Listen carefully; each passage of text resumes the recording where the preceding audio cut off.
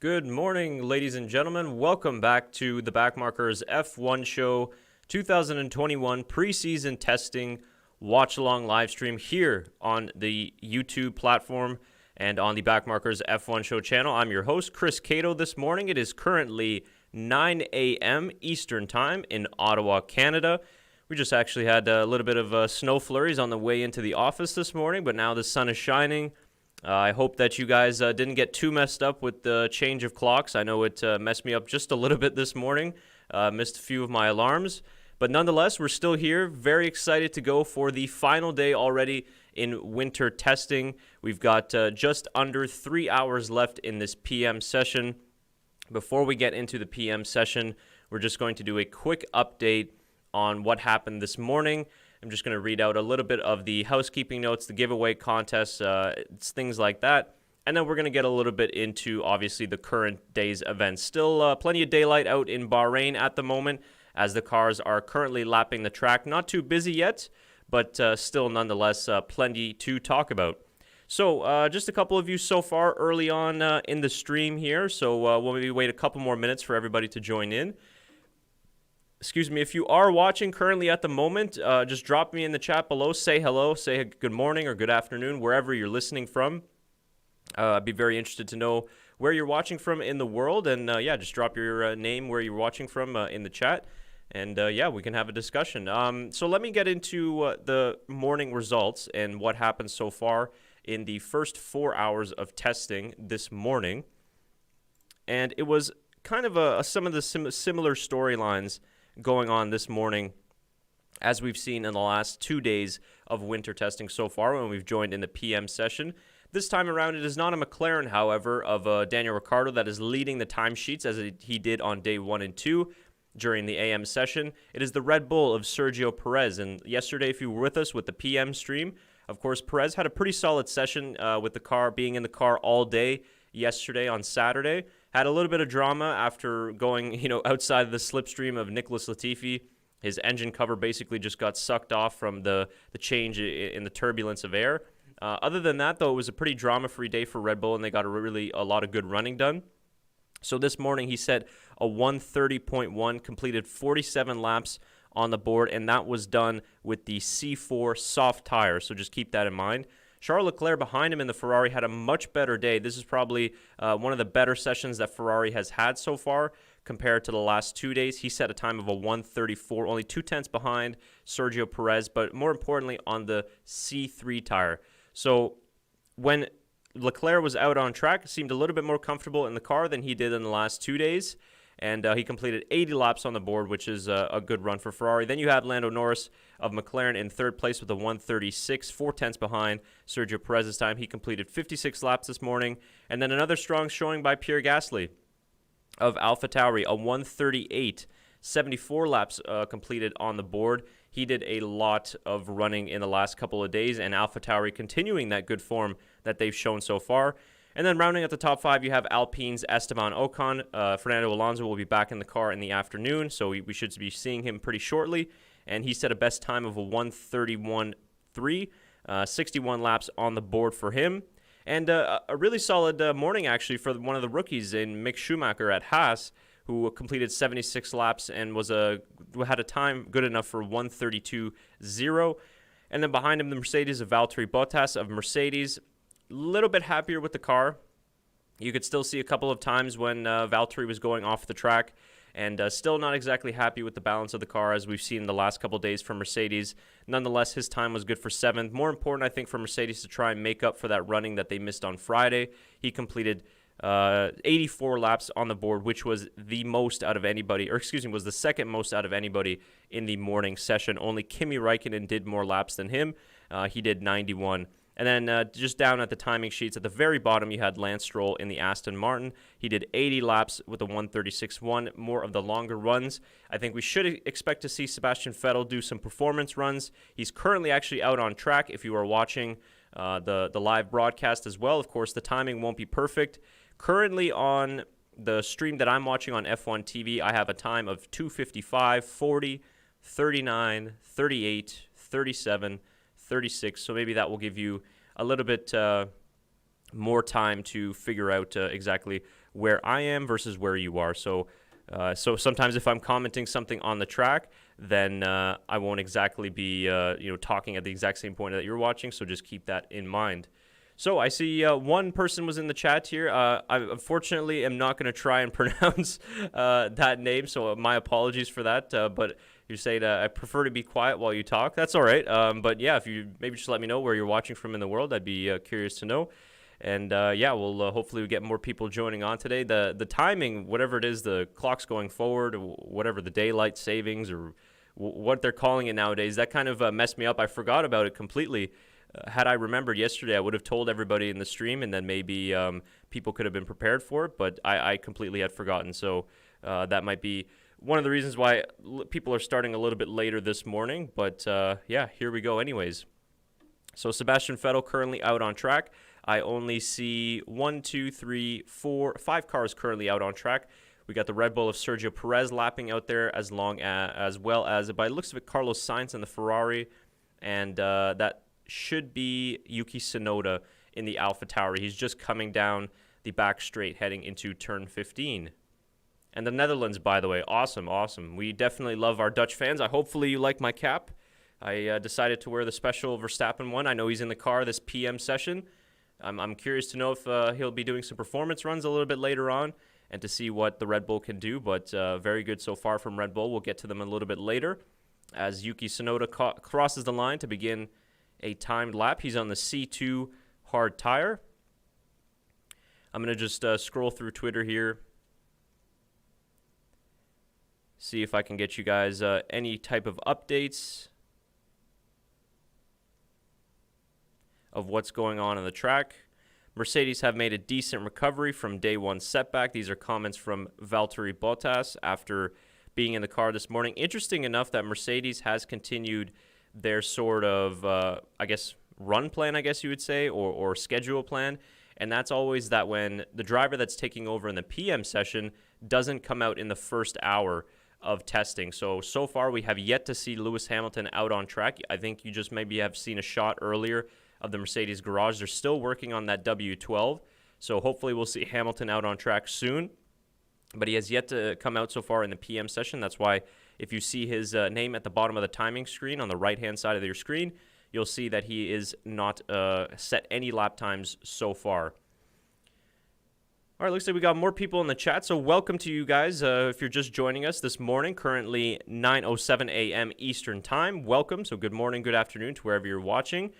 Just a quick reminder to everybody that the live streams all throughout this weekend have been sponsored by the GP Box, who usually does sponsor our podcast. You can see the links or the sponsorship in the middle of the screen there. If you'd like some exclusive discounts on F1 merchandise and just some really cool, F1 used car parts, replica helmets, replica gloves. If you're looking for a gift for somebody in your life that's an F1 fan, I recommend the GP Box. They've got some really excellent stuff and some really high-quality stuff as well. So you can check the links in the description of this video below, and you'll be able to get some exclusive discounts courtesy of our friends at the GP Box. You can also follow us all on social media there, on Twitter, on Facebook. Visit our website, tbmf1show.com, and also check us out on alternative platforms like Odyssey. You can see that link there and just copy and paste that in your browser, and you can follow us on alternative platforms as well. If you weren't with us yesterday, I announced the giveaway opportunity, which I will be showing to you guys a little bit later on once we get a couple more people in the chat. But if you'd like to be eligible for a giveaway, we're giving away a Kimi Räikkönen mug, Sebastian Vettel and Mick Schumacher coasters, as well with a Max Verstappen button and just a little Sebastian Vettel sticker as well. So just a small prize pack, just to say thank you for all of you that have been joining us so far in these first 3 days of testing on these live streams. I'm making it exclusive to live stream watchers. It's very simple to enter. All you have to do is once this video is up live on YouTube and published, so after the live stream is done, come back into the comment section of this video and comment your top 3 championship predictions for 2021, and that is the Drivers' Championship. So whether you think it's going to be Verstappen, Hamilton, Bottas, or Hamilton, Verstappen, Perez, whatever your predictions, just drop it down in the comments below. We're probably going to like your comment just to let you know that your entry has submitted. If you'd like an extra entry into the contest, you could go back to yesterday's video, which is the day 2 stream, and do the same thing there in the comment section. So that's how I know that you guys have watched the live stream and that have entered the competition. And so hopefully we'll be able to announce the winner next week, and then we'll reply to you back in the comments to get your address and contact information, and then we'll be able to send that out to you hopefully before the end of the month, before the season begins. So that should be a great time. And it's just a way to say thank you as well, guys, for the support. If you'd like to support our channel directly, you could do so with the Super Chat feature in the chat room below. You could also use the donation links in the channel in the description. But if you can't do that, that's no problem. Our content will always be free. Just the fact that you guys are here watching is big support enough anyway. So just a thank you to us. And with all the success that we've had in the last couple of months, we're able to do more of that, more giveaways more often. So that would be great for you guys. Now, let's get back to the on-track action, because Lewis Hamilton is currently out on track on the C3 medium tire as he enters turn 10. A lot of understeer as he enters that corner. You know, almost like he didn't even want to turn into turn 10. He's currently going personal best, obviously, in Sector 1, but this is his first timed lap. So he's going up against Sergio Perez's best time. He is still currently leading this PM session, as Hamilton currently at the moment rounding turn 14. Running a little bit wide there off of turn 14. So this is the thing about Mercedes that I've seen consistently over the last couple of days, is that both drivers still don't seem fairly happy with the car, and we see a lot of Floviz paint on the front suspension of that Mercedes. I do not believe that's a livery change, going back to their retro livery from a couple of years ago. As Hamilton crosses the line, he goes 14th with a 134.4 on the C3 tire. So, of course, he's still getting his feet wet a little bit early on in this session. But if you look at that, yeah, Mercedes is running a lot of that Floviz paint. It's white. We're used to seeing it green, but we're seeing it a lot more white as well. Just see Chris Medlin here. I'm just going to ask him about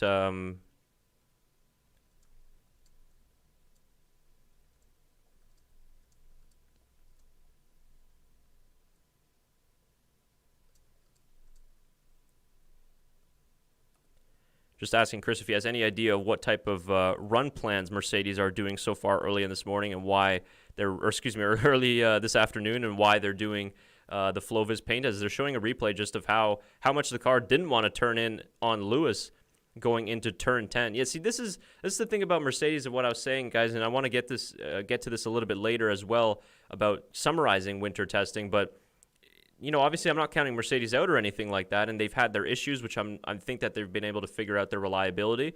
But it's just the one thing I haven't seen in the last couple of years is just how unhappy somebody like Hamilton is with the car, just not finding the right balance. Usually by now, I think he'd be a lot happier with the car, but we haven't necessarily seen him find the sweet spot yet. So it leaves us with some optimism, hopefully, for the start of the season, that maybe that W12 is just a little bit too sensitive at the moment with that floor that they've got on. So possibly some good signs ahead for us as fans for a more competitive championship if both drivers at Mercedes aren't very happy with the balance of that car.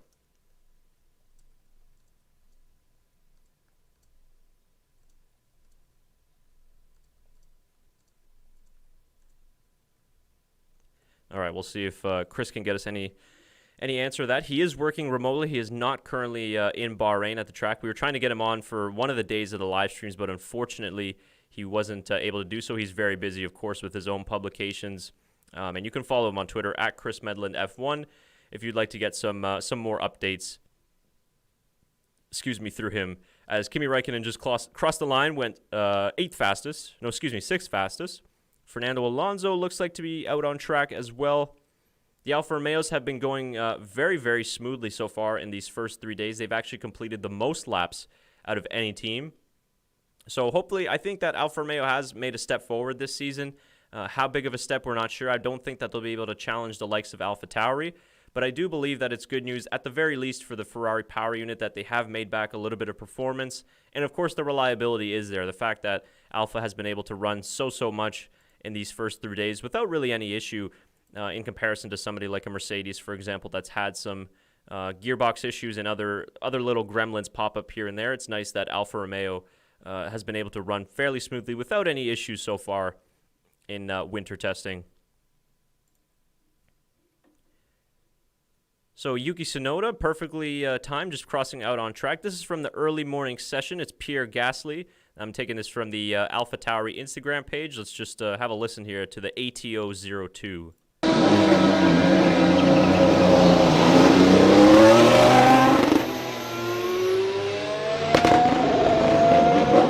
So that was the AT02 coming out on track earlier in the AM session. Mick Schumacher was, of course, in the car this morning. It is Nikita Mazepin now, who is in the car for Haas in the PM session.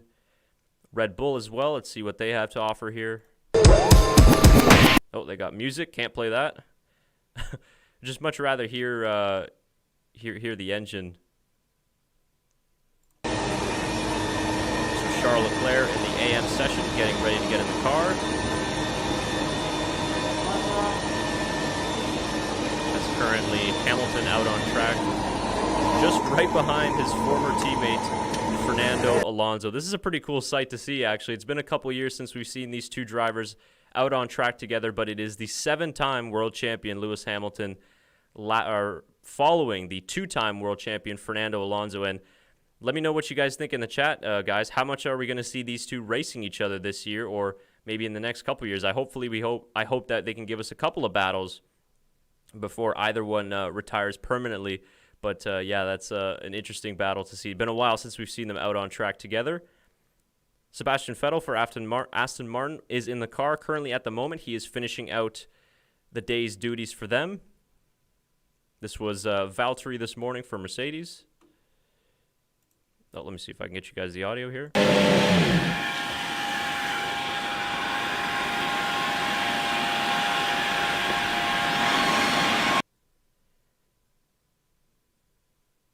So yeah, so Lance Stroll just finishes testing, 2021 testing this morning.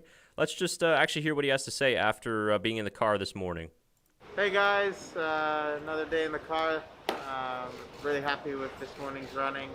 We collected a lot of data, learned a lot. We did some race simulation, long runs, which is great, and we got the whole program done. So yeah, overall it's been an up and down week. Obviously Seb missed a bit of running yesterday, which wasn't ideal, but we made up for it yesterday afternoon. I had a great morning this morning, so hopefully he gets some good running in this afternoon, and yeah, look forward to the race in a couple weeks' time. So that was from Lance Stroll this morning in the Aston Martin. He is finished for 2021 testing, and the next time we'll see him in the car will be for Free Practice 1 in Bahrain in a couple weeks' time. Very, very short turnaround this season, and we'll be at the first race of the year. I just saw your comment there, but will Raikkonen Cup have the drink? It will unfortunately not have the drink. You will have to supply it on your own. So maybe you could reach out to Kimmy for that. Maybe the next one we'll send out some gloves and steering wheels too. But yeah, thank you for that comment. It's a pretty cool mug. I got the pictures here later. We'll just show them afterwards. Once we get a couple more people in the chat. And also, guys, if you're watching, of course, we had yesterday, at the end of all the day, we had a great day of testing and a lot of positive things happening. And then we got the unfortunate news that legendary Formula One commentator Murray Walker had passed away at the age of 97, I believe he was. I think I saw a couple of places that said he was 98, but I believe it was 97. So, yeah, it was very sad. Of course, he was essentially still is the voice of Formula One, the original voice of Formula One. He was already retired by the time I started watching Formula One, but nonetheless, I knew who he was, and that voice is just so iconic and so familiar. So if you're watching currently at the moment, and if you have any positive remarks about him, or just memories just in general about watching him as a child or as an adult growing up and listening to his commentary, just drop it in the chat below. I've got a couple of videos queued up that we can get to later, just kind of showing his brilliance a little bit. So it'd be nice to kind of go through those and just remember him as one of the best commentators in any sport. And he was very, very well liked amongst drivers, team members, and just everybody, really. And you saw that with the support and the outpouring of comments from yesterday. They're just showing a replay of Yuki Tsunoda going slightly, almost a half spin around. I believe that is turn... Yeah, that looks like turn 7, just before that little turn 8 hairpin.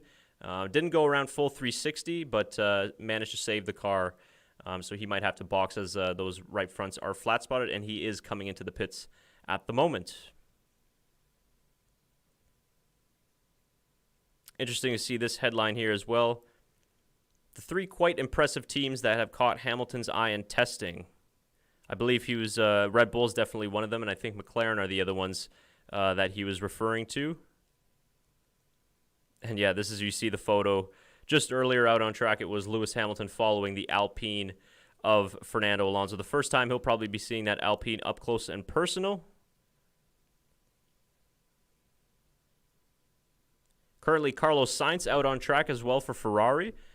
He's currently looks like doing more of a longer race sim run as he is on the C2 harder tire. Currently down in 17th place. So hasn't set any performance runs. Again, guys, you could expect some of the more faster laps and the performance runs to begin to happen as we get into nightfall in Bahrain, which should be about an hour or so time. At the top of the hour at 10 a.m., we're going to be joined by Shaker Barty, as we did yesterday. He'll help us get through some of the day's events and provide some of his comments. As Carlos Sainz just heading down the back straight, going into turn 15. Still somewhat quiet on the track this morning, or this afternoon. I keep saying this morning because it is morning here in Ottawa, Canada, but it is the PM session there. And if you're watching from Europe, it is, of course, in the afternoon. So good afternoon to everybody there watching from Europe. As Sainz completes another lap, doesn't go any faster on this lap on the harder tire. Seems like he's losing the most in Sector 1. He's got personal bests in Sector 2 and Sector 3. But a 31.1 in Sector 2 is slow.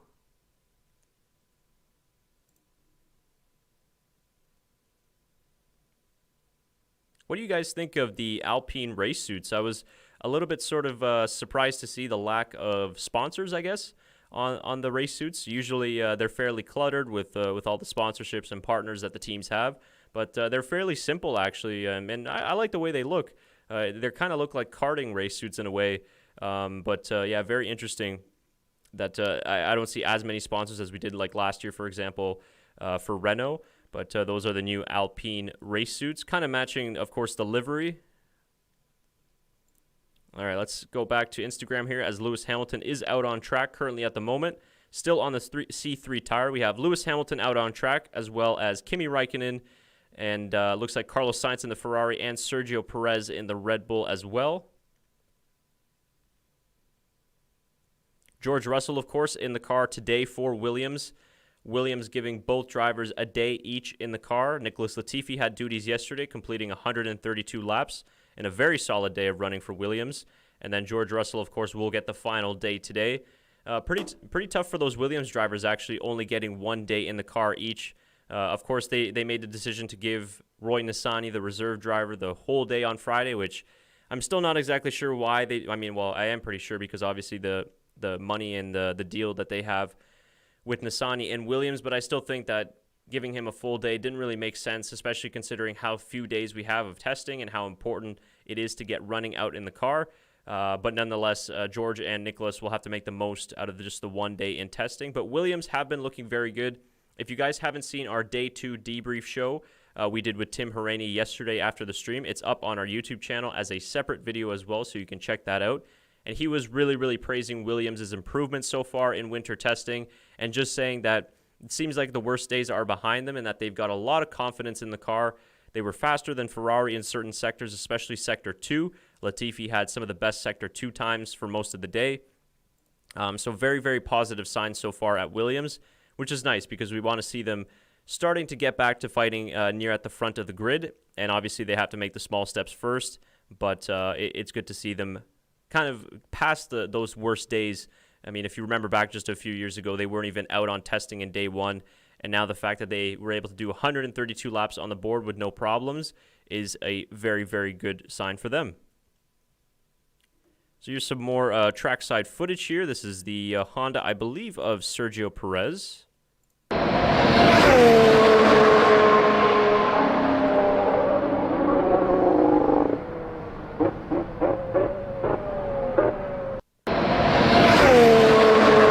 The Honda downshifts always sound very, very cool, very good, very aggressive as well. I'm glad that Red Bull is taking over that project so that we can keep that Honda engine sound. I'm curious to know whether the sound will remain the same, but I assume that it will because, of course, they are taking over what is essentially the Honda engine, and it will be rebranded to their own sort of Red Bull technology brand. But much of it is still obviously the Honda engine. They're just taking over all the IP or the intellectual properties and everything like that. So it's nice that we'll have that Honda engine still on the grid technically in some form or fashion. So they're currently showing now on the stream, Martin Brundle is down trackside. I believe he is near, it looks like he's between turn 7 and turn 8. So turn 8, that little hairpin before you run up the hill to 9 and then downhill into turn 10, which is the most difficult corner on this track. Of course, we talk about it all the time, just how hard it is. You have to essentially be braking as you are steering into the corner. Very easy to lock up. Doesn't even help sometimes if you're moving that bias all the way to the rear. If you don't have a car that's very well balanced, it's very difficult. And we've seen a lot of drivers locking up in there. Even just Lewis Hamilton a couple laps earlier, locking up as he entered turn 10. Still not happy with the balance of that car. As Carlos Sainz continuing his long run program on the C2 tire. Guys, if you're just joining us on the stream, just say hello in the chat. Let me know where you're watching from in the world. I'd be very curious to know. Thank you very much, everybody who's watching so far. Let's just see. We got a replay here of the morning session. We got a little bit of a battle here going on between, looks like Sergio Perez and the Alfa Romeo of Antonio, or this is, I believe, Kimi Räikkönen. Let's see. This is from the morning session still, guys. So a little bit of racing going on early. I don't mind that. Just a little bit of practice for Bahrain. I wonder how many overtakes Sergio Perez will be doing like that, but hopefully on cars like the Mercedes and not the Alfa Romeos. But yeah, Sergio Perez looking very strong so far in his RB16B, as his teammate Max Verstappen is currently out on track, and I see a little bit of Floviz paint on the floor of that RB16B on, I believe it is the right side, as Verstappen goes very wide on turn 4, kicking up some dust. Yes, it is on the right side of the car near the rear of the engine cover. So it looks like Red Bull might be trialing different floors. We've seen them go from one floor to another in day 1 and in day 2. So that will be interesting to check out. He is on the harder tire, so it looks like he is doing some more longer race runs. Oh, excuse me, actually, it looks like the Floviz paint is near the front of the car where the barge boards are on the right-hand side. So Red Bull trialing something there. Very, very interesting to see the floor designs. I'm not sure if you guys have seen Mercedes floor designs. Let me see if I can quickly pull that up for you guys here.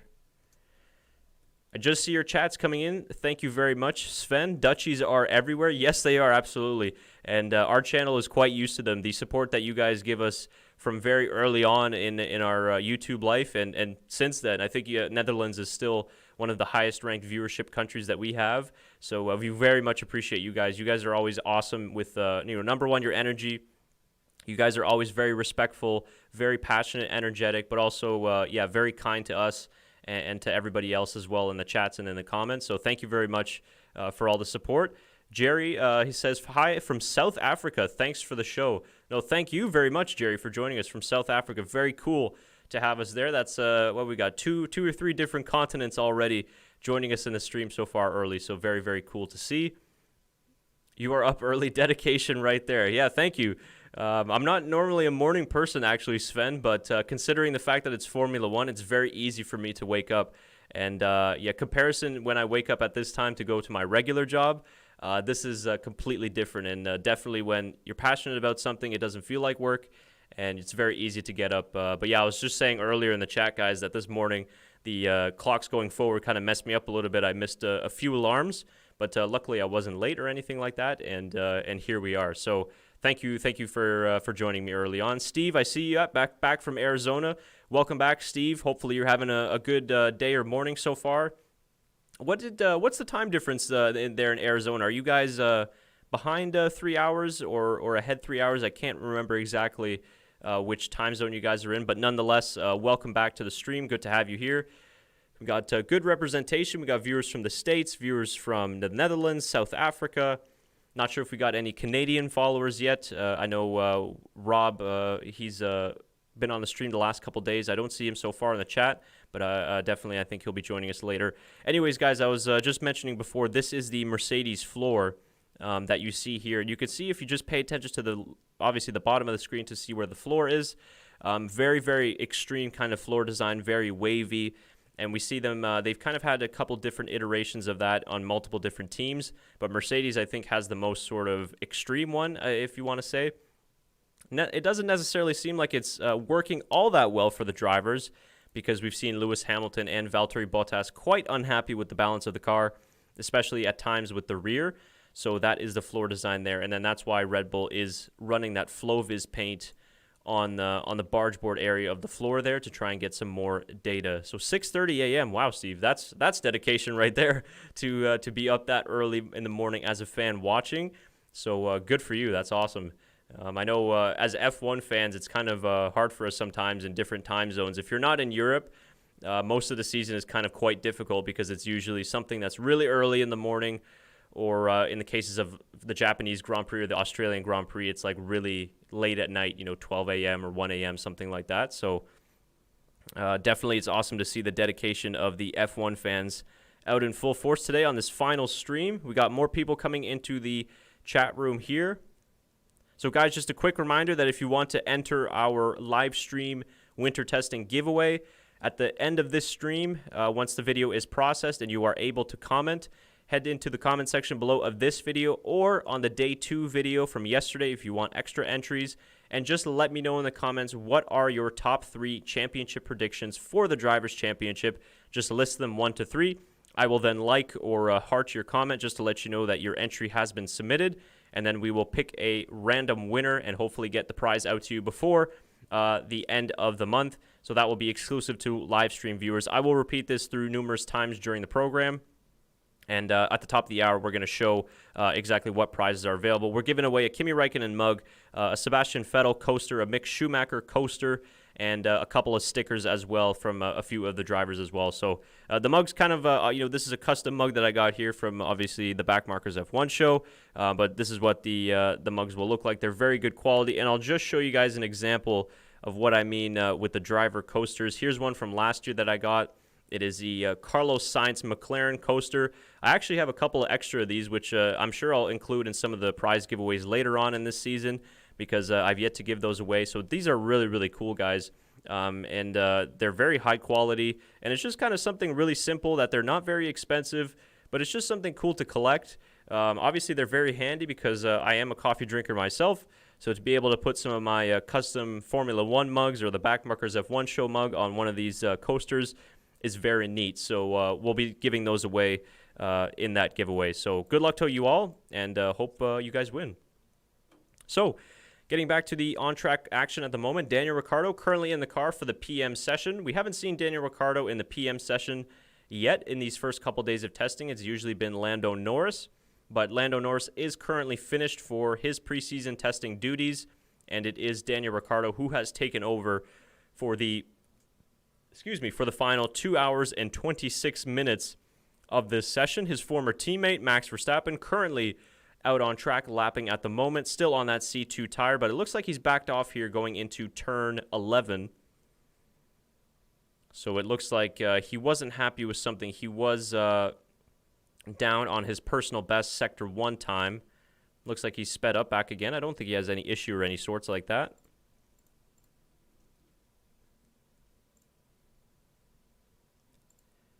So still don't have a word on what sort of run plans Mercedes are doing currently at the moment. We saw them earlier with that FlowViz white paint that they were running on the front suspension there of Lewis Hamilton's car. But I have not heard back yet from Chris Medlin as to why or what exactly they're trialing on that Mercedes. They spent that first hour of this PM session so far in the garage, as they did in the last couple sessions as well. So they are having the issue. And I think I was reading one of the comments yesterday in our post-wrap-up show of somebody was correcting us to say that it was actually not a new Mercedes gearbox, but the 2020 gearbox, which is what Aston Martin is running as well. So I believe that is correct. I haven't been able to confirm it just yet, but it's definitely some sort of an issue that they have that it's unexpected. But they're still having some of those gremlins come out so far. It hasn't been 100% smooth for Mercedes. And I'm curious to let you guys know, because I am planning on doing a short feature video just on testing and my thoughts of testing. And I was considering going down the path of, in these 3 days of testing, are we as fans more optimistic or less optimistic for the 2021 F1 season after what we've seen so far in preseason testing? And what I mean by that is, are we more optimistic for a competitive championship, for great racing, or are we kind of expecting more of the same as we've seen the last couple of years? And I'm actually leaning more toward the fact that there are many, many reasons to be more optimistic for this season, not just for better racing and not just for more competitive racing, but also for a closer championship. And I'm not naive enough to believe that obviously Mercedes is, going to give up their reign as world champions. I still think that they're going to have a very strong car. And as Tim Hauraney pointed out yesterday, there's a very good chance that Mercedes aren't even going to run the same floor when it comes time to Bahrain. Of course, they've got a ton of resources. They've got excellent team members and just geniuses behind the wheel of that Mercedes machine at Brackley. So I think that they can easily make some adjustments and changes to their car, and I'm sure that they have different spec floors and packages, as we've seen in previous seasons of winter testing. But on the other hand, the reason why I say it's more optimistic is because for the first time in many seasons, Red Bull have gotten their you-know-what together early on in the season and preseason testing. They've run smoothly. They've run without any issues for the most part, other than Perez's engine cover flying off here. But other than that, the performance has been really solid. And the biggest difference between this year and last year with that Red Bull is just how much more stable it is at the rear and how much more friendly it is to both drivers, and Perez adjusting very quickly as well. So that's a good hand, and you can kind of see on the reverse side of things, Mercedes, as they're showing Lewis Hamilton currently set to go out on track once again. Hamilton not as happy with the car, especially at the rear. And this morning, dealing with a lot of understeer on Valtteri Bottas's car. We've seen it so far with Lewis Hamilton out as well, too, trying to deal with some of that understeer.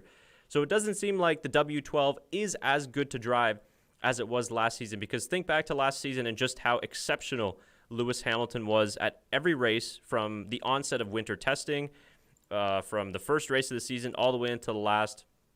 Lewis Hamilton was absolutely on it at this every session almost, and we really haven't seen that just yet. I know it's early, but I think that might be an indication that the regulation changes have been significant enough to possibly see Mercedes take a half step backwards.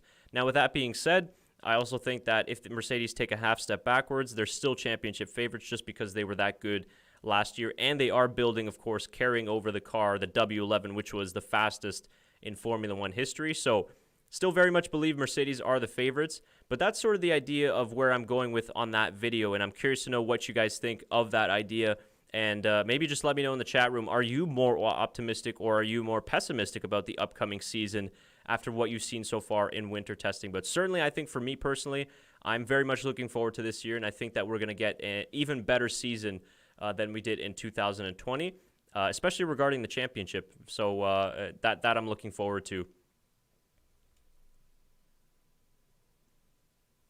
So currently, Sebastian Vettel at the end of the pit lane. He's most likely, doing a practice start as he heads out onto the track. I'm just going to get to your comments just in a second there, Antonio. I'm just trying to see which tires Vettel is joining the track at. So he is on the hard C2 tire. Aston Martin did some longer runs this morning with Lance Stroll doing race simulations. I'm sure they'll do one with Sebastian in this session right now. And then as night falls on Bahrain, he'll probably get out there on a softer tire to try and do some performance runs. He's got a lot of time to make up for losing time in the car yesterday due to gearbox issues, so I'm sure that he'll try and get as many laps as possible in the car. So Antonio says there's going to be a big fight between Alpine, McLaren, and Ferrari for third. 100% agree with you there, and I'd throw in there the current team. I just talked about Aston Martin. We spoke with Tim yesterday, and we were talking about the fact that the hype for Aston Martin hasn't necessarily lived up to it. I think that obviously their car looks brilliant, but it's currently not driving as well at the moment as it looks. But they're building off of what was a very good car last year. And, of course, they're taking some of those Mercedes 2020 parts for this season. So I still think they're going to be very strong. But I'm not exactly sure where they're going to fit in that pecking order. But I would agree with you there. I think the strongest teams at the moment after Red Bull and Mercedes definitely have to be McLaren. I'd put probably in third at the moment. And then close behind them, I'd say Alpine. Alpine has been a very positive surprise for me. if you consider Renault in the past couple seasons of testing, they've always just had some sort of electrical issues or power unit issues and just not necessarily a smooth off season. And just remember last year to the launch of the Renault car, they put those, kind of odd renders out there. And there's at times where we thought that maybe they wouldn't even have a car ready for whatever reason. But that's not the case. They've come out, they've hit the ground running so far in winter testing. Ocon has definitely been happy with the car. Fernando Alonso seems very comfortable with the car. They're currently 7th and 8th at the moment, and very curious to see what their performance runs are going to be looking like in the evening here. But very much looking forward to Alpine. And then Ferrari, on the other hand, they've looked a little bit stronger in the second day of testing, and now so far early with Charles Leclerc in the morning. I don't think that Ferrari are necessarily as happy as they would have liked to have been with the new upgrades that they brought. But it's very difficult to tell. Obviously, lap times aren't necessarily as relevant because we don't know fuels, as Lewis Hamilton runs very wide on turn 15. Continuing that conversation of how unhappy he is with the W12. But I don't think that necessarily the Ferrari upgrades have worked just yet at the moment. But I do think that they're going to be better than they were last year, which would mean that obviously they'd be back in the fight for third. But right now, at the moment, I would still put McLaren above them because they're building on what was an excellent car in 2020, and they have the Mercedes power unit in the back of their car as well. And they've seemed like they've adjusted the chassis to fit that Mercedes power unit fairly well. And it's a little bit draggier maybe with some of the updates that they made to the barge boards and the side pods of that MCL 35M. But nonetheless, Mercedes, I think, still has the strongest engine of all the grid, so that should make up for it a little bit there. Hello, Miha. Yeah, I remember you from yesterday from the stream. I can't remember if you told us where in the world you're watching from. Maybe just let us know, as it just slipping my mind. Welcome back to the stream. Great to have you along here. Great for your support. Ferrari showing a great improvement so far, says Antonio. Yeah, again, I think much better than last year, but not necessarily as good as maybe I would have expected or hoped. But let's see what Sainz can do so far in the evening session. We've got a lot of cars out on track currently at the moment, so it's getting much, much busier. Jerry says, Red Bull is looking good. Hope that Max and Perez can challenge for some wins. Absolutely. I hope that they can challenge for a little bit more than wins in the championship as well. But yeah, I'm impressed with Red Bull so far. Just the fact that they've got their whole act together right from the start, which has been one of the biggest problems with Red Bull, and why I'm not ready to, declare them, sort of championship contenders just yet. Because, I'm not exactly sure. We've seen in the past couple of years that they're not able to start the season off very, very well. It's kind of been their Achilles heel. So that's what I'm going to have to wait for. But nonetheless, Red Bull looking very good. Yeah, McLaren in third and Alpine in fourth, says Antonio. I think so for sure. It'd be very great if Aston Martin could be involved in that as well. And I think that they will be. I think that they've sort of had a rough go so far. But nonetheless, I think that they can still kind of do a good enough job to get within that fight. They were third last year, they were fourth last year. Probably would have been third had it not been for the penalties. So, definitely, I think they're bit of a struggle, some issues on their side, but I think that they'll try and get their act together within the next couple of weeks. So much busier on the track. Looks like we have 1, 2, 3, 4, 5, 6, 7 cars out on track. Currently, Carlos Sainz showing up on the screen. Also, Mihai, okay, you're from Slovenia. Yeah, I know Slovenia very well. My family is from the former Yugoslavia, so my father spent a lot of time there in Slovenia. Actually, he did some of his army training there in Slovenia. So, yeah, I know Slovenia, not as well as some of the other countries, of course, in that surrounding area, but I know it fairly well. I'm curious to know what city you're living in, if you don't mind me asking. But that's very cool that you're watching from there, so welcome. So they're comparing Hamilton lap times with Carlos Sainz at the moment. Yeah, they're on two different tires, the C3 and the C2 of Carlos Sainz currently on the moment. Just going to reload Twitter here for you guys, see if there's any updates coming from the track. Yeah, that's I agree with that, Antonio, that you got some concerns about the gearbox issues that Aston Martin is showing so far. And it seems like it's a Mercedes thing, although that Williams hasn't had really any issues so far. He hasn't had any issues so far with any of the gearbox that they have, but it seems like some sort of I don't know if it's something to do with the whole Mercedes package, but Maybe it's just the way that both of those cars are running so far. But fair enough on your comment that you're not sure to put them in there yet. But I definitely think that they're within that fight for the top 5. They've shown some decent running, but not as impressive as Alpine and McLaren for sure. So that's great. Yeah, not a lot of people from there know about Slovenia. Oh, really? Yeah. I mean, my parents always talk about Slovenia and how beautiful it is in the mountains over there. I think I actually have a book on it at home, one of those like travel books and everything. So yeah, it's a very beautiful area. So yeah, more people should know about it. There's a lot of great tourist and travel destinations in that Balkan region that have gotten a lot more popular in the last couple of years. Yeah, so that's a very nice area. As Hamilton continues on his way, he's currently down into turn 10. We've got 2 hours and 14 minutes coming up on the session clock. Just for reference, guys, I'm watching currently on F1 TV, and their session timer is at 2:14, 42, 41, 40, 39. So there is a slight delay. The session timer that you're seeing currently on this Backmarkers F1 show live stream is the official time. So I know it's kind of not perfect, but at the very least, we can kind of figure out where we are watching. Okay, small village on the west near the border with Italy. Okay, very interesting. Cool. Well, I'll let my parents know that I had a viewer from Slovenia today. I'm sure they'll be very happy to know that, and maybe they'll know that region. I know they used to travel a lot back in their day around there, so maybe they'll know exactly where they are. But following up on the next comment there below from Alex, do you think that Williams will recover this year?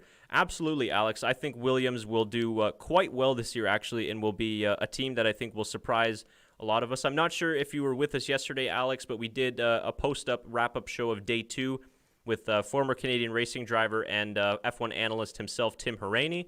It's you can find it on our YouTube channel. And he was talking about how impressed he was with Williams' pace so far. First of all, just the fact that they were able to do so many laps on day 1 and then day 2 as well. But not only that, the pace that they showed with Latifi, yes, he was on the softer tire, but nonetheless, he was showing very strong pace in the performance runs and also the long runs as well. And they're also talking about bringing upgrade packages to the first race of the season. They're trialing a few different packages here so far in testing. So it's not just the fact that they're going to write off this season and focus on 2022. They're actually going to try and do something a little bit here in 2021. So I definitely think that they're going to be, moving up from the bottom of the Formula One standings and fighting with the likes of Alfa Romeo for 9th and maybe 8th in the standings. I think Haas is probably going to be the team that's going to slide down into the 10th spot this year, just because they've already said that they're not going to develop the car. And we know the issues that they've been having the last couple of years. Alfa Romeo seems to have taken a step forward, but I think Williams has as well. It'll be interesting to compare the two in terms of how much Alfa Romeo has gained back from the power unit of Ferrari, because they had a strong chassis last year and a strong aerodynamic package. I mean, they beat Ferrari in many races last season. So if the power unit now can compensate the performance of the aero package, Alfa Romeo might be much stronger. But I think Williams are in a much better position. So I'm very much looking forward to them. Of course, Nicholas Latifi, a Canadian boy, is not far from where I live at the moment in Ottawa. He's from Toronto, a couple hours down the road from here. So, of course, we're supporting him. We talked to him a few weeks ago in the Williams FW43 press conference launch. That video is also available on the homepage of our channel, so check that out. But, yeah, good times ahead, I think, for Williams. As Carlos Sainz currently lapping fastest personal best in the first sector and the second sector on that C2 tire. So it looks like he's going to improve slightly on his time. He's also on a longer run as well. Another comment here from Sven. He says, I hope Pirelli get their act together this season. It's so annoying when a race is decided due to inconsistent quality issues. Yeah, there's another topic that even we haven't talked about as much, and is the tires. And tires are a big effect. They're new tires for this season, but although they're a little bit more rigid, they have more rigid outer sidewalls just to make sure that we don't have the failures like we did last season in Silverstone, for example.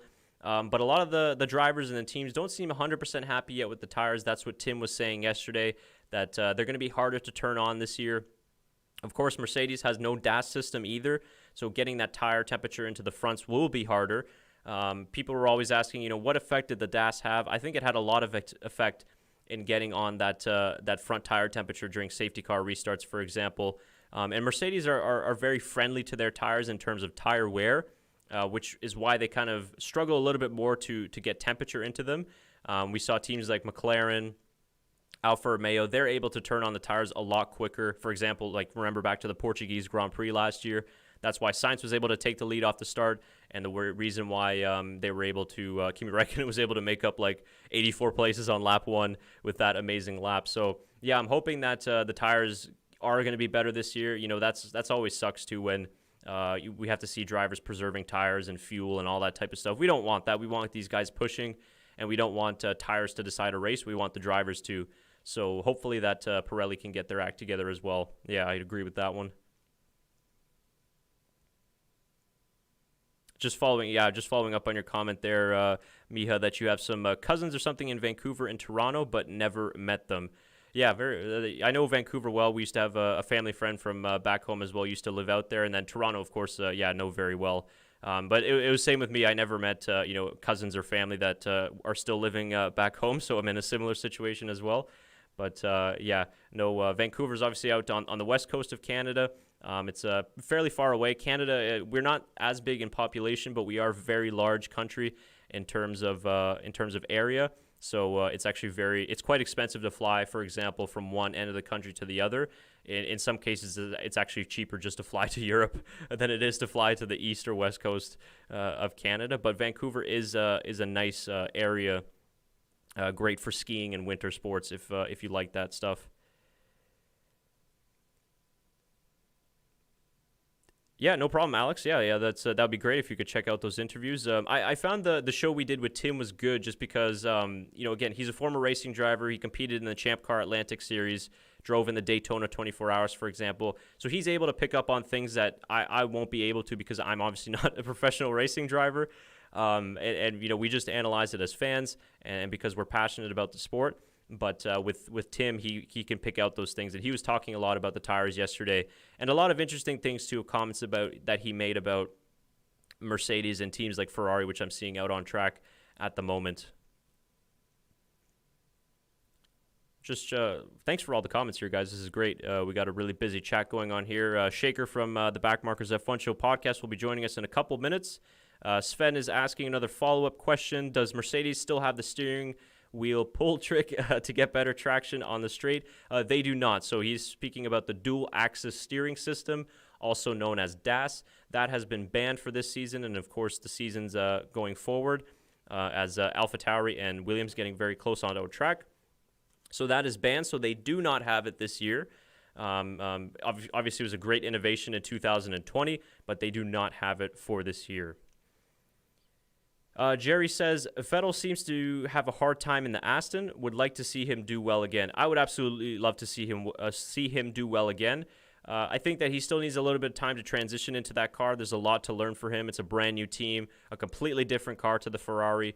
Of course, the SF1000 was very, very difficult to drive. So going forward into that AMR 21 is quite the change. He doesn't seem very, very happy yet. He's currently down in 16th place at the moment. 16th place. He's only been doing some longer runs so far, race sims, Jerry. So that's why we haven't seen any kind of big lap times, but just not so happy with the car just yet and with the balance. So he's got a lot to do. But from now on until the first race in Bahrain, I'm sure he's probably going to do some more simulator work as well. And that will hopefully be able to get himself a little more comfortable in the car. But Aston Martin hasn't necessarily hit the ground running as I expected them to so far in winter testing, but still a long season ahead of us, so we'll see what happens.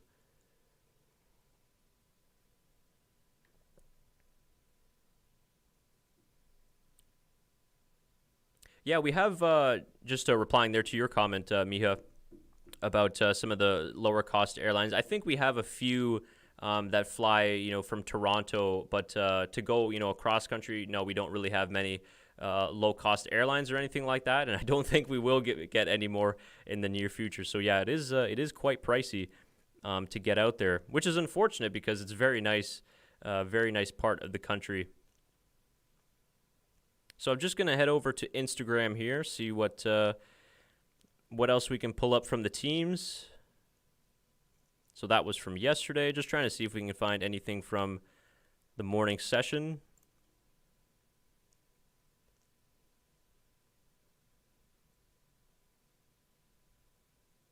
So we see Carlos Sainz in the Ferrari. What do you guys think of the Ferrari livery? Has it grown on any one of you? Does it look any better in real life than it did in the computer renders? I'm still not a fan, to be honest. I hope they get rid of the green for sure, but even the burgundy at the back, I'm not that big of a fan of. I just think that there's a lot of liveries in the past that they've gone with that have been a lot better, and there's a couple actually, fan renders that people made, some excellent independent graphic designers, and they look 100 times better than what the actual SF21 looks like. So, yeah, Sven says, no. Yeah, that would be my reply as well. That was mine when I saw it. I was like, what the hell is that green? And it's not even, I don't even know if it's an Italian green. Is that the same color that they have on the flag? It just, it does not look very good. So I'm just going to head back over here to Instagram. Kimi Räikkönen made some slight adjustments on his helmet. Added a little bit blue to the front here.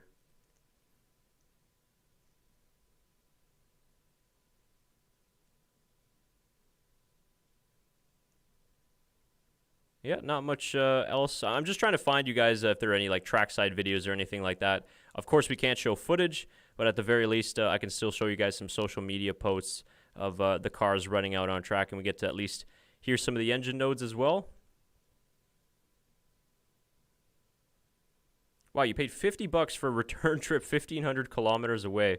Wow, yeah, that's a pretty good price. That's an excellent bargain. Unfortunately, we don't have that. They try and pull as much money out of your pocket here in North America as possible. So yeah, things are very, very pricey nowadays. But I'm sure it's like that in other parts of the world. But I mean that's a really, really good deal for a round trip.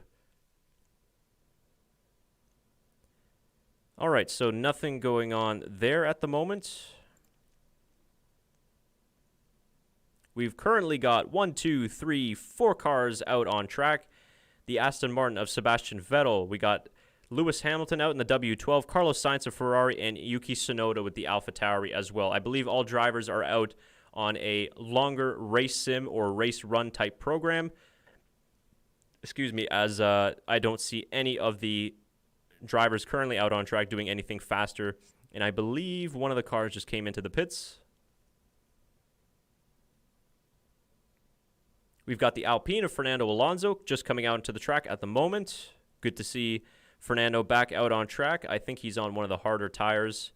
Let's just actually maybe do that. We'll see if we can just change the timing screen over here to the tire history, so you guys can kind of get a picture of which tires the drivers have been running so far. So Daniel Ricciardo has been out on the soft a little bit earlier. Sergio Perez has only done one run on the soft tire. Kimi Räikkönen exclusively on that C3 medium tire. Just trying to see who else. Fernando Alonso still running the harder tires, the medium, and also the white sidewall C2 tire. So nothing yet on the soft for him. So really, Sergio Perez was the only car out of the top teams to kind of run the softer tire. Max Verstappen has yet to run the softer tires so far in this PM session. He's done a stint, let's see, 1, 2, 3, 4 stints on the medium, on the C3, and then 4 more on the C2 hard tire. He's currently in the garage and out of the car. And yeah, Steve says, Ferrari, please pick a red. Yeah, for Christ's sakes. They really do need to just make up your mind. Yeah, it's so funny, guys, because obviously, I grew up supporting Michael Schumacher and Ferrari, and there was obviously the big allure of Ferrari and the myth and the mysticism behind Ferrari. But I don't know, after what went down with Sebastian Vettel in the past couple of years, it's just they're a weird team sometimes. Let me just say that they operate kind of awkwardly, and I don't know.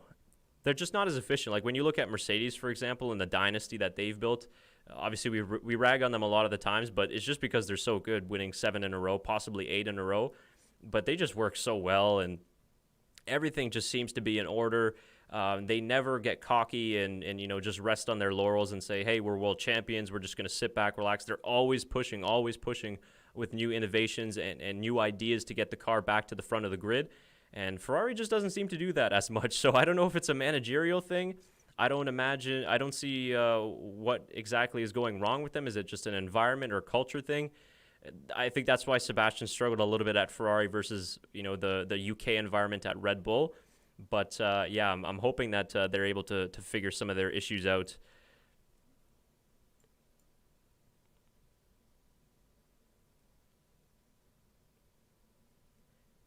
Yeah, Mia says, can't imagine Ferrari with any other color except red. I can't either. Possibly maybe like a yellow, because that is obviously the color of their logo. But I wouldn't imagine that being the base color. I would imagine that they would maybe include some yellow trim. I think maybe some of the old 90s Ferrari cars at least just had the yellow, had some yellow if I'm remembering correctly. But I'm not sure, maybe some of the older members in the audience will remember the early 90s Ferraris that was driven by Alain Prost and Gerhard Berger, that had the black and red liveries, which looked very, very good. And I think that's kind of where they should have went back to, instead of what they've gone with now, which is just, again, I just think it looks atrocious, to be honest with you. That green logo looks awful, and that burgundy kind of mixed combo is just very, very strange to me. As Fernando Alonso's just rounding out the final corner, turn 15, as he crosses the line. Let's see if he goes faster. He does, just a slightly faster, goes into 6th place with a 1:30.9. That is on the C3 tire. So looks like Fernando stretching his legs just a little bit here, which is good.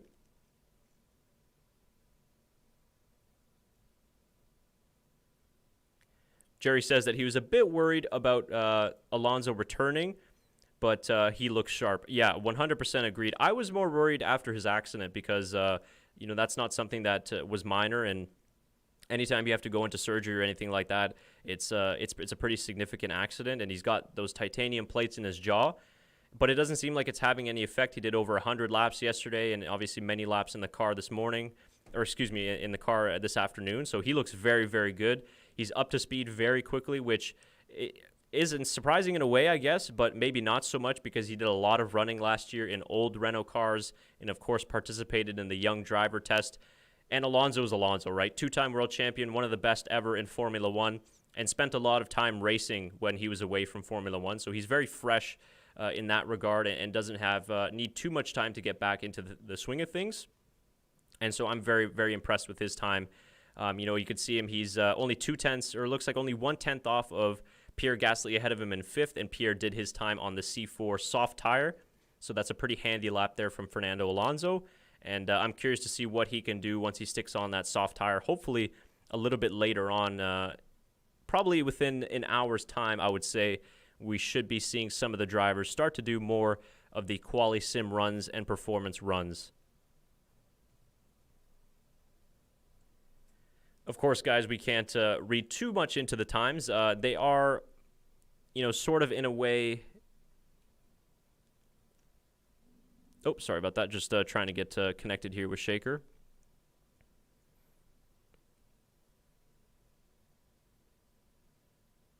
Yeah, I think he got messed up with the time too, because he's running a little late. Not a problem at all. Just going to reply here to his message.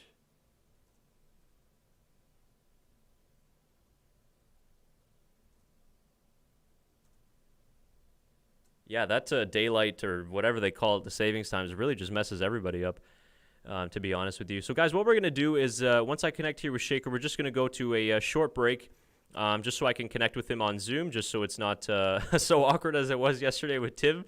I don't know if you guys are with us on the stream, but I thought that I had another scene online sending to the stream. And, Tim was, like, adjusting his shirt and getting up and moving around trying to frame himself. And so it was a little bit awkward. So I'll just go to a quick break once I get Shaker on, just to avoid that little bit of awkwardness. But that's what happens when you live stream. You get those funny moments here and there. So, after that, we'll do just a quick update at the top of the hour. with all of the day's events, and we'll go through our giveaway again and do those announcements as well. Magic Skates, hello, good morning to you. I remember you from yesterday. You sent the very friendly and supportive super chat. Thank you again for that, and good to have you again on the stream. I forget, I'm not sure if you told us yesterday where you're watching from in the world, but maybe if you don't mind me asking which country you were watching from this morning. But great to have you on again, and great to have a lot of you on. Again, thank you so far for all of your comments in the chat. It's very, very good. Great energy this morning. I know it's been a lot for the fans as well, and for me as well, getting up early and doing these streams for a couple hours, but there's just so much energy in the preseason of Formula One, and it just keeps you going. And the streams just go by so quickly, guys. I mean, you'd think 3 hours is a very long time. How are you going to talk for 3 hours and talk about all the coverage? But before I know it, I'm already closing the stream and heading on home, and it's just like, wow, it went by so quickly. So I'm definitely going to be planning on doing more of these live streams throughout the season, maybe doing a similar concept for free practice sessions and some qualifying sessions, just doing a watch-along like this. If I know a lot of you guys weren't happy with the commentary of wherever you're watching from F1 TV. Like, I was just listening to the commentary of F1 TV before I jumped on here, and let's just say it was pretty brutal at that. It was just, I just couldn't listen to it anymore, to be honest with you. Normally I'm pretty okay with the British accent, but these three that were in the booth were just pretty hard to listen to, and I just didn't find were the best commentators that they had available. So I'm glad some of you are enjoying the commentary on this stream as well. And yes, of course, Magic Skates. How could I forget? You said from Hamilton, Ontario. That's right. Sorry about that. There's just been so many chats that I've forgotten exactly where everybody is from. But of course, good morning to you in Hamilton. Good to have you back. Here's it's nice to have these camera angles back too as well for this season. I'm still wondering and waiting for those driver eye cameras, because that would be really, really cool to have. We've seen a couple of those. Yuki Tsunoda and AlphaTauri posted one earlier when they did their run in Imola. And of course, in the previous seasons, I think we've had them from the onboards in Monaco and stuff. I think that's a really cool camera angle that I'd love to see in the race. I mean, imagine having that camera available in the race would be very, very cool.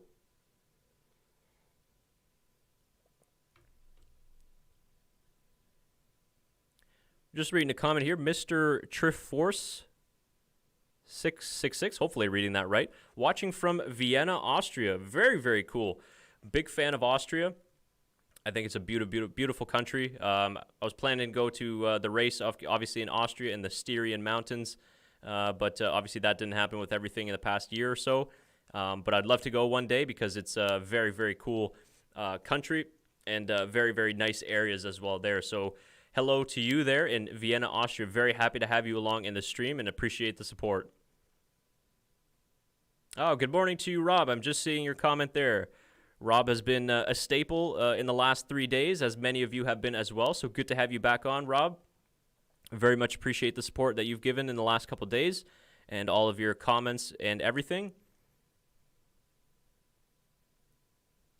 Yeah, no, I meant I don't know if you've seen the YouTube videos, Miha. It's the driver eye videos. They did one a couple seasons ago with Pierre Gasly at Monaco, with Grosjean at Canada.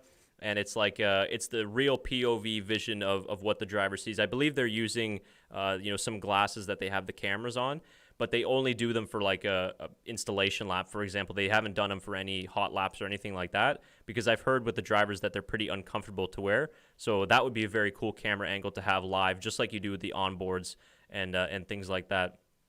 And speaking of which, is actually going on onboards. Max Verstappen currently set the fastest first sector. It looks like he is on the prototype soft tire, because I do not see any red sidewall markings. So this is very interesting that he's out on the Pirelli prototype C5 tire. Just going to confirm that, but he is currently fastest in the first sector, just passing out in turn 11. Good traction on the exit of 12. I think this is where the Red Bull has a lot of strengths here, going through the high-speed sections of 12 and 13. 2/10 up on Sergio Perez's time, but not the fastest in Sector 2. Heading down to the final corner out of turn 15. Really interesting to see how much he can gain here out of Sector 3 after losing some time in 2. Very clean exit out of 15. Doesn't use all of the curb on exit as he'll cross the line. Let's see where he finishes up. And he does go quick as 2/10 up on his teammate Sergio Perez from a 129.9. That is the first lap time, guys. That is a sub 130 lap time so far. 129.9 from Max Verstappen, going just slightly 2/10 quicker than his teammate from earlier this morning. Shows you how good of a lap that was actually from Sergio Perez too, as that was on the C4 soft tire, and that was in the AM session. Track conditions, of course, will be faster as conditions cool down. So definitely, I think that's a very handy lap from Sergio Perez this morning, but also from Max Verstappen. As Daniel Ricciardo as well, just finishing his lap going into turn 15. He's currently 4th at the moment, setting personal bests in Sector 1 and Sector 2. That McLaren looking very well put together on corner exits. He'll cross the line, and he improves just slightly on his time, going 3rd fastest, 3/10 down on his former teammate Max Verstappen. He lost a little bit in Sector 3 as he was unable to set a personal best. So just doing an update for that, guys. Currently at the moment, then, we have Max Verstappen of Red Bull Racing in that RB16 P1. It is a Red Bull 1-2. Sergio Perez, his time from the AM session, still good for 2nd. Daniel Ricciardo in 3rd in that MCL 35M. Just slightly 3/10 down on Max Verstappen, followed by Charles Leclerc in the Ferrari. That's still his AM time. And then Lando Norris in McLaren, rounding out the top 5. So very interesting. We're finally starting to see the longer runs come into play.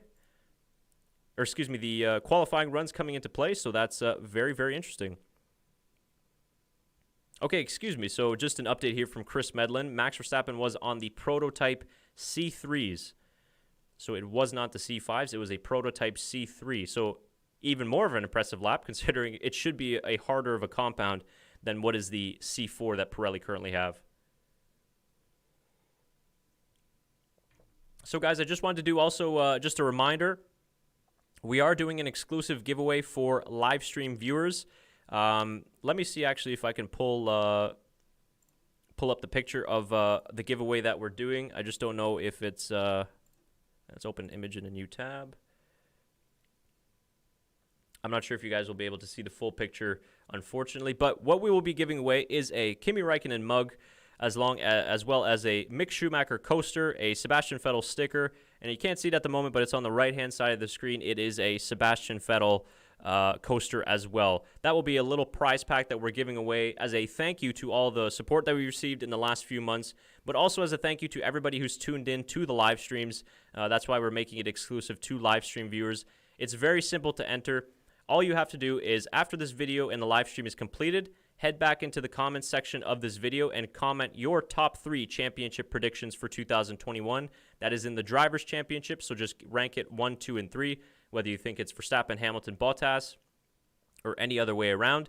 Comment on that video. If you'd like an extra entry, you can head back into the Day 2 video comment section and also enter a comment in there as well. So you can get 2 entries maximum. I'll probably like your comment or just give it a heart just to let you know that your entry has been submitted.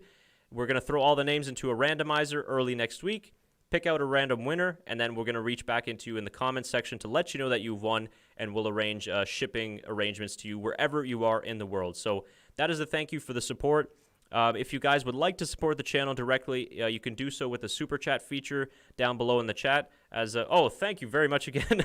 Wow, that timing was actually very kind of weird. As I was about to announce the super chat feature, Magic Skates comes in clutch once again from Hamilton, Ontario, and sends us $13.99. Very, very much appreciated, Magic Skates. You've been extremely generous during these live chats, so that was very weird as I was announcing it at the same time.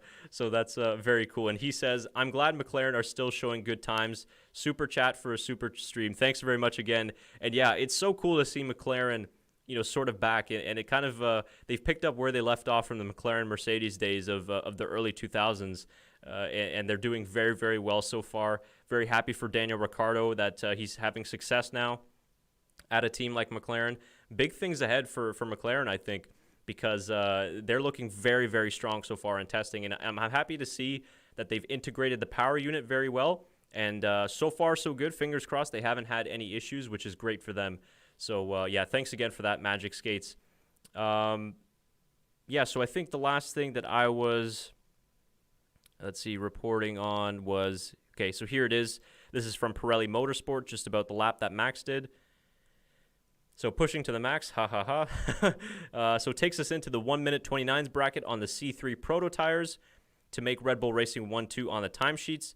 Those C3 prototypes with no markings are identical to the standard C3, just made in the backup factory in Turkey. Okay, so very interesting then to note. And Max is still out on those C3 tires. So yeah, so Max did a cool down lap and is going out once again. He is again setting a personal best in the first sector. Let's see if he, so heading into turn 11 just right now, should be coming up on the timing sector loop right now in turn 12. And, okay, interesting. So Verstappen seems to be struggling a little bit now in sector 2.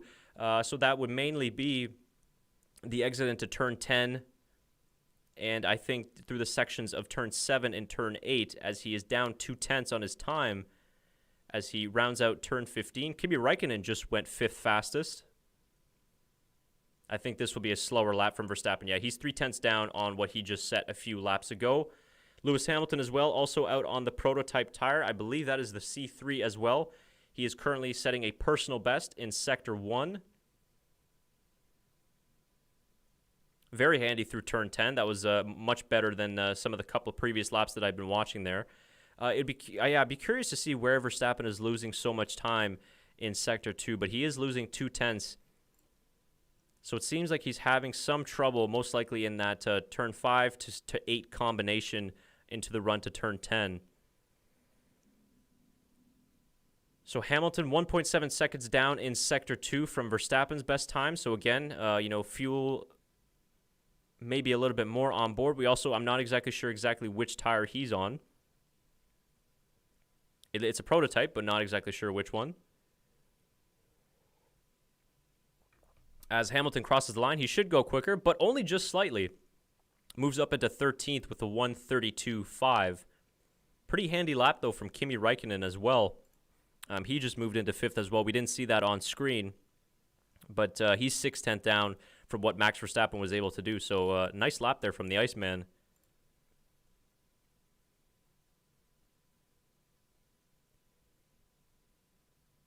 Ontario Boys Unite, yeah. Yeah, there's a lot of Ontario features here.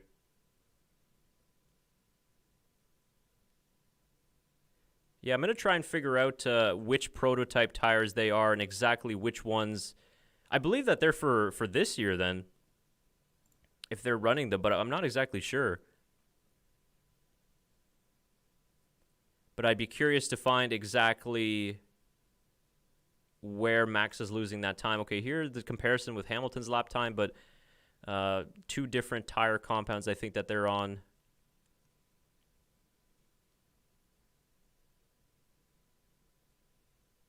Yeah, interesting. So let's see which drivers that we have out on track currently at the moment.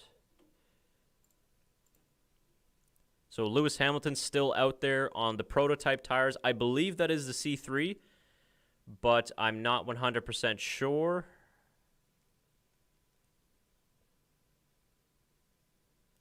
I think Max Verstappen has come into the pits. So Kimi Räikkönen also out on track. He's on the C4 soft tire. Looks like he's going for another hot lap here. That Alfa Romeo looks pretty bulky in some of the shots when you look at it from head on. I'm not sure if it's just the livery, but it just looks a little bit bulkier than it did last year, even though that they have a narrower nose than they did in 2020. So Raikkonen's currently coming up to turn 11 here. We've got on the official timing screens 1 hour and 41 minutes and 10 seconds to go. My stream that I'm currently watching on F1 TV, they are at 1:41, 40, 39, 38, 37, 36, 35, just to give you guys an idea if you are watching a stream on your own. So there might be a little bit of a delay in terms of what I'm commenting on versus what you're seeing. So it might seem a little bit awkward, but I'll try and not necessarily comment word for word what's going on in the action on the track, just so that it doesn't look too weird. But Raikkonen, it looks like he's just starting a hot lap now. I do not see the timing screen is up.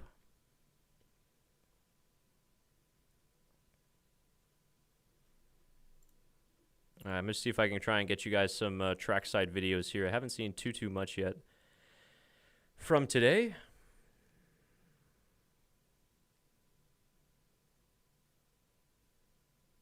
So George Russell back out in the Williams. He's on the C3 medium tire.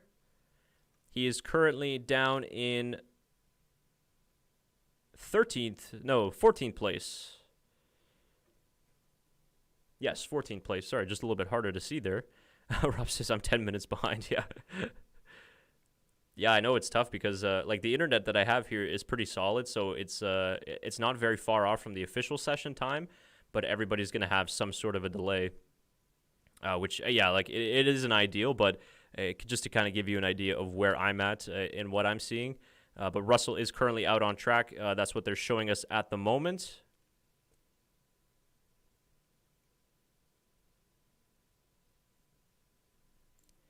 All right, let's dive back into Twitter. Let's see what else.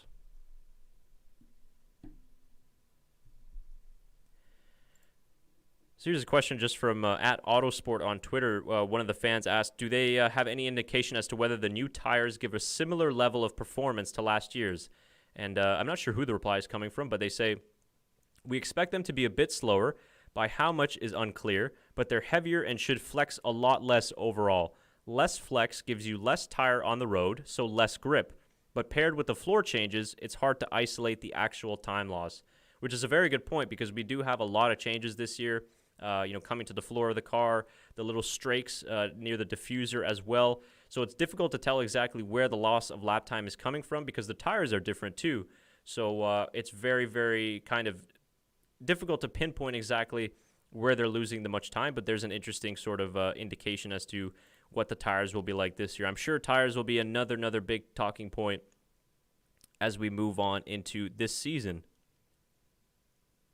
There's Aston Martin just getting some pit stop practice in earlier with Vettel.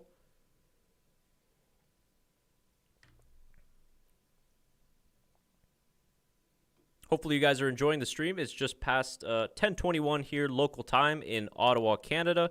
Thanks to everybody that's tuned in so far. We've got, I think, some of our highest numbers so far on this final day of preseason testing, so thank you very much.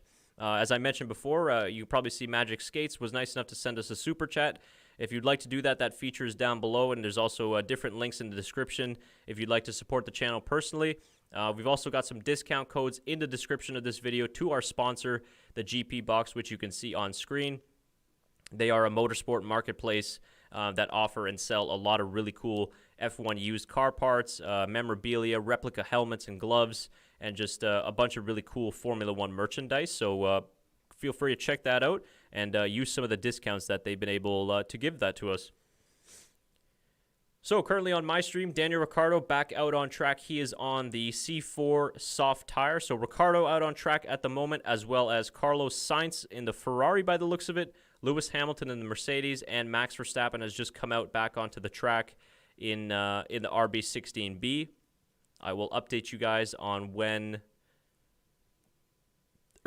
which tires they are on. As Ricciardo just starts his flying lap, heading down into Turn 1. He's sparking away quite nicely as he heads into Turn 1. And, of course, now as we see nightfall start to begin on the Bahrain, the Sakir International Circuit, we've got a lot more visible sparks coming from these cars. Just curious to see what type of time Ricciardo will be able to do. Very clean out of the exit of Turn 4. 3/100ths of a second quicker than Max Verstappen out in Sector 1. That's his fastest Sector 1 so far of this session. Very handy lap from Ricciardo. Remember, guys, Ricciardo finished first in the AM session of both days of winter testing on Friday and on Saturday, and he looks like he's trying to top this session as well. Very clean out of the exit of Turn 10. I know some of you guys might not be seeing this at the moment, but you'll eventually catch up to it. This is the sector where Verstappen lost most of his time, so let's see if Ricciardo can one-up him through here. So Ricciardo does a personal best in the second sector. He's down 2/100ths of a second on Verstappen's time in Sector 2. Very, very interesting. This is going to be very close between the two former teammates as The sun is just in his eye as he heads into the braking zone for 15. Very clean out of the final corner, using all of that Mercedes power to power through the line. And he does not go quickest, but he moves into second with a 1:30.1. 2/10 down on Max Verstappen's time. So Ricciardo and the McLaren struggling similarly as Verstappen did in Sector 2, but Ricciardo struggling just a little bit more in Sector 3, where Max was able to make up a little bit of more time. So that Honda power unit then looks like it's holding up pretty well on that back straight. So very, very interesting. But I love to see that battle between Verstappen and Ricciardo once again in two different teams and two different cars. So very, very interesting. Just seeing more super chats from you guys. Thank you very much, Magic Skates, once again, sending us $6.99. Thank you very much. That's the second one of the day. You're greatly, greatly appreciated. And Miha, once again, sending another super chat. Very, very appreciated from you as well. And La, you're 100% right. A little something, every little bit helps. It goes directly back into the channel. And also, guys, the added support in the last couple of months, it allows us to do more giveaway opportunities like we're doing now. And, I just feel like that's the only way that we can kind of reward and give back to our fans is by, at the very least, doing those giveaways. So at this rate, we'll be able to do, frequent giveaways. Maybe not every month, but every other month, something like that. So thank you very much, guys, for all that support. Very much appreciated. That was Ricciardo on the C4 tire. It looks like Shaker might be ready to join us here in the moment. Sebastian Vettel currently out on track, setting a personal best on the C3 tire.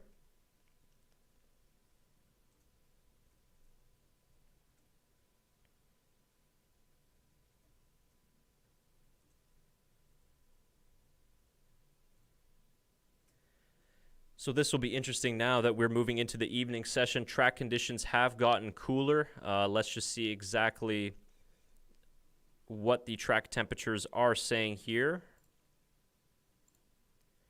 So we've got air temperature of 21.1 degrees Celsius and track temp at 27.9 degrees Celsius, which is still quite high for this time of day, but I expect that to come down a degree or two within the next couple of hours, as Vettel only slightly improves on his time, goes 15th fastest on that C3 tire.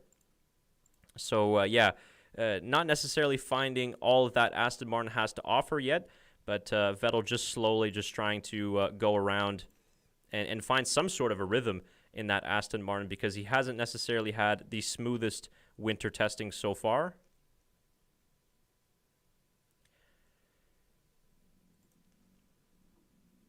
Okay, so it looks like we have Shaker ready to go. So let me see if I can do this without going to a break here.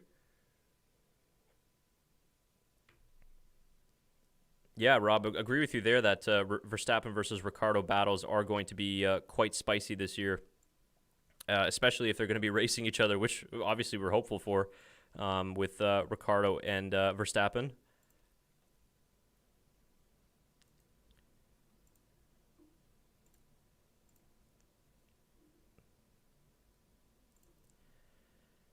All right, so Fernando Alonso is back out on track in the Alpine.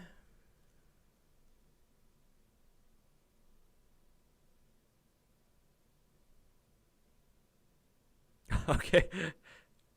Shaker says he's watching us in the stream. If you're watching the stream, then Shaker, I've just started the Zoom call. I'm going to try and actually just bring you live on the air so I don't mess up the session timer. I don't see you in the meeting room, so I don't know if you could maybe try and join again. And then I'll try and bring you on live here. So just going to have to adjust then the session timer as well, guys. Raikkonen on softs, that might be interesting. Yes, I think so. He said actually a pretty good time, honestly. Earlier it put him, let's see where he's at, 5th fastest, 6th fastest, just behind Fernando Alonso and in between Lando Norris's time from this morning.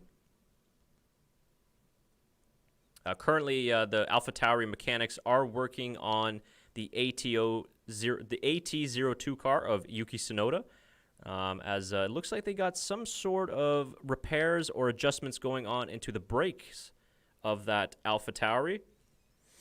As Kimi Räikkönen just trying to get some tire temperature on in the back straights. It looks like he's about to get set to do a hot lap, which, again, I agree with Miha. This will be very interesting to see what type of times he can do in that Alfa Romeo. Let's see what he can get up on the board.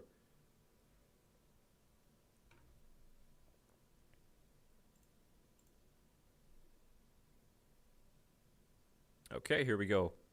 I really love that blue on Raikkonen's helmet. I can easily identify him now. Okay, Shaker, I see you in the room. I'm going to admit you in just a second.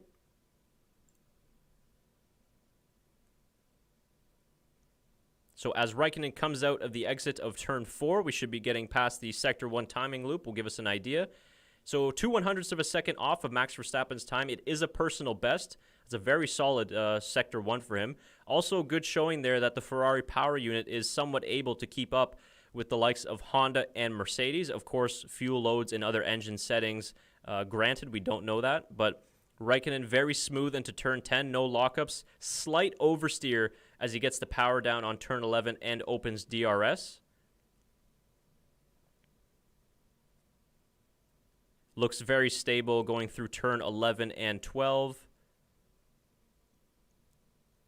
Must be difficult conditions now for the drivers with the sun going down. Obviously those conditions, just normal driving on the road is sometimes the most dangerous and difficult because it's hard to see. But Raikkonen down 2/10 in the middle sector to Verstappen's time. I don't think he'll be a threat to the P1 time of the Red Bull, but nonetheless I think will be enough to move Raikkonen up a little bit.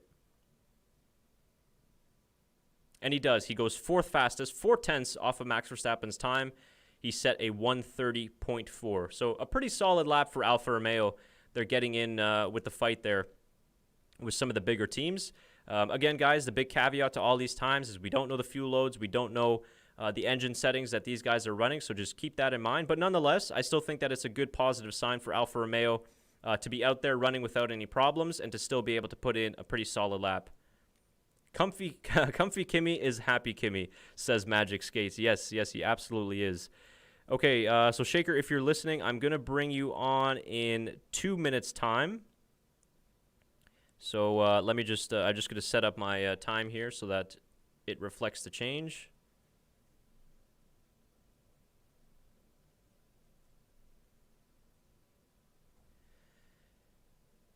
Okay, so let's see if we can do this smoothly, and I should be able to do it pretty well.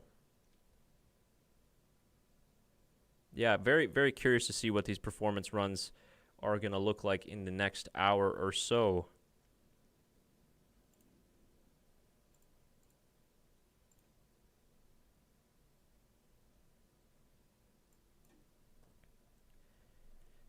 Okay, so that should be set.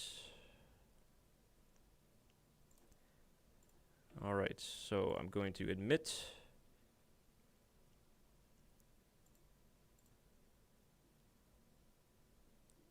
See if this works. Hello, Shaker, can you hear me?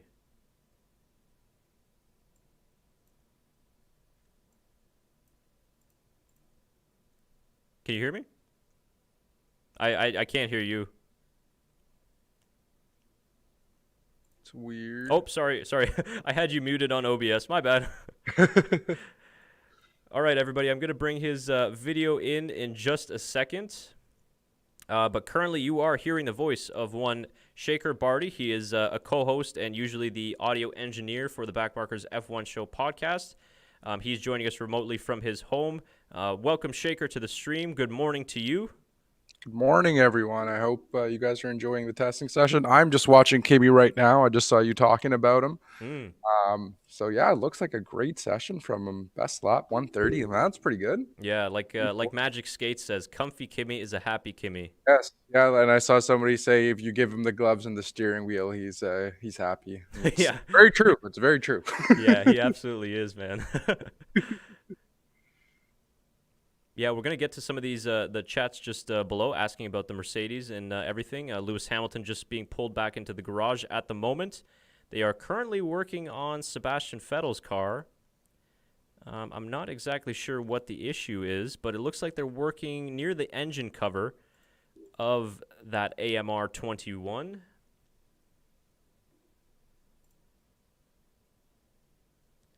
All right, let me see if I can...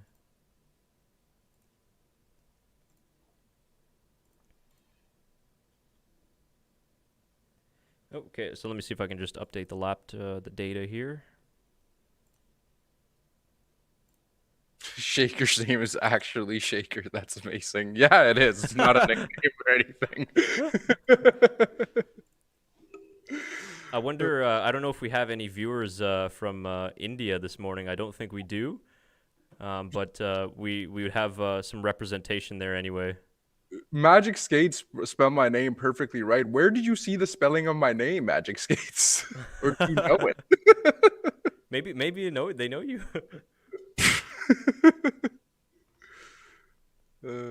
I don't think that Magic Skates would get the spelling of your full name, however.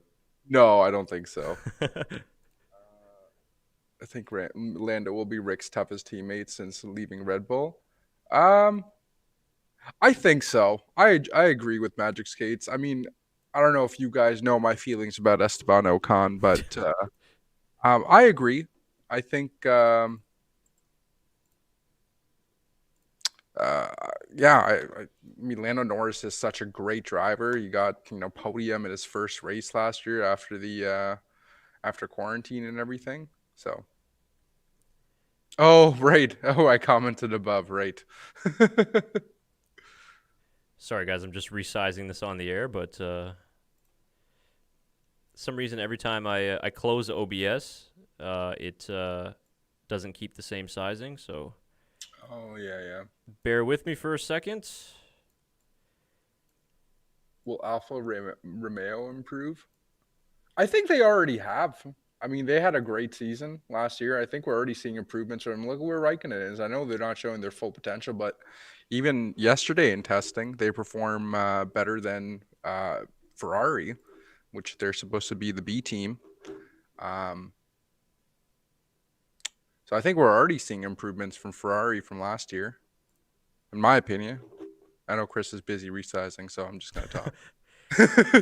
Well, yeah, if we're talking about Ferrari, I think that honestly, anything compared to last season, it can be considered an improvement. In the case of Alfa Romeo, I do think that they're better than last year. I actually think last year they had a pretty solid car, but the power unit just held them back. Yeah, Um, I agree. They had a pretty solid season last year.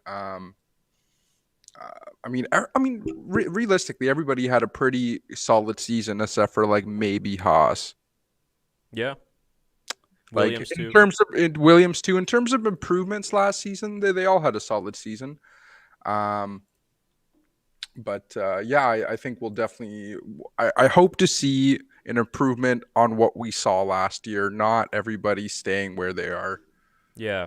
Well, this was interesting because I'll bring this topic up again. I talked about it just a little bit earlier. The fact that I'm going to probably try and do a video just summarizing the testing so far this season. But I was just like curious. The direction I was going to go in the video was to talk about, okay, are F1 fans more or less optimistic about this current season after testing, or are they more pessimistic? And I was making some points to say, I actually think that team or fans can be more optimistic because Red Bull have got their you-know-what together right from the start of the season. The car looks a lot better to drive for the drivers. The performance is there. Mercedes, yes, obviously they're still the favorites, but it seems like they might have taken a half step backwards because of the new regulation changes. So that might mean that Red Bull are a bit closer. And then down the rest of the grid, McLaren looks stronger. Alpine looks significantly stronger. Aston Martin hasn't really shown us much, but I expect them to be there. AlphaTauri is stronger, like you just mentioned before, Shaker. Alfa Romeo looked like they made improvements. Williams have look like they made improvements. So really it only leaves like Haas as the only team that might stay on the same level or go down. So Yeah. I think that we're looking in for a pretty good season, actually. Yeah, and I know with Haas it's going to be a weird mixture too, because obviously they're not really going to have a new car, but they're going to have two brand new drivers who have never really driven an F1 before.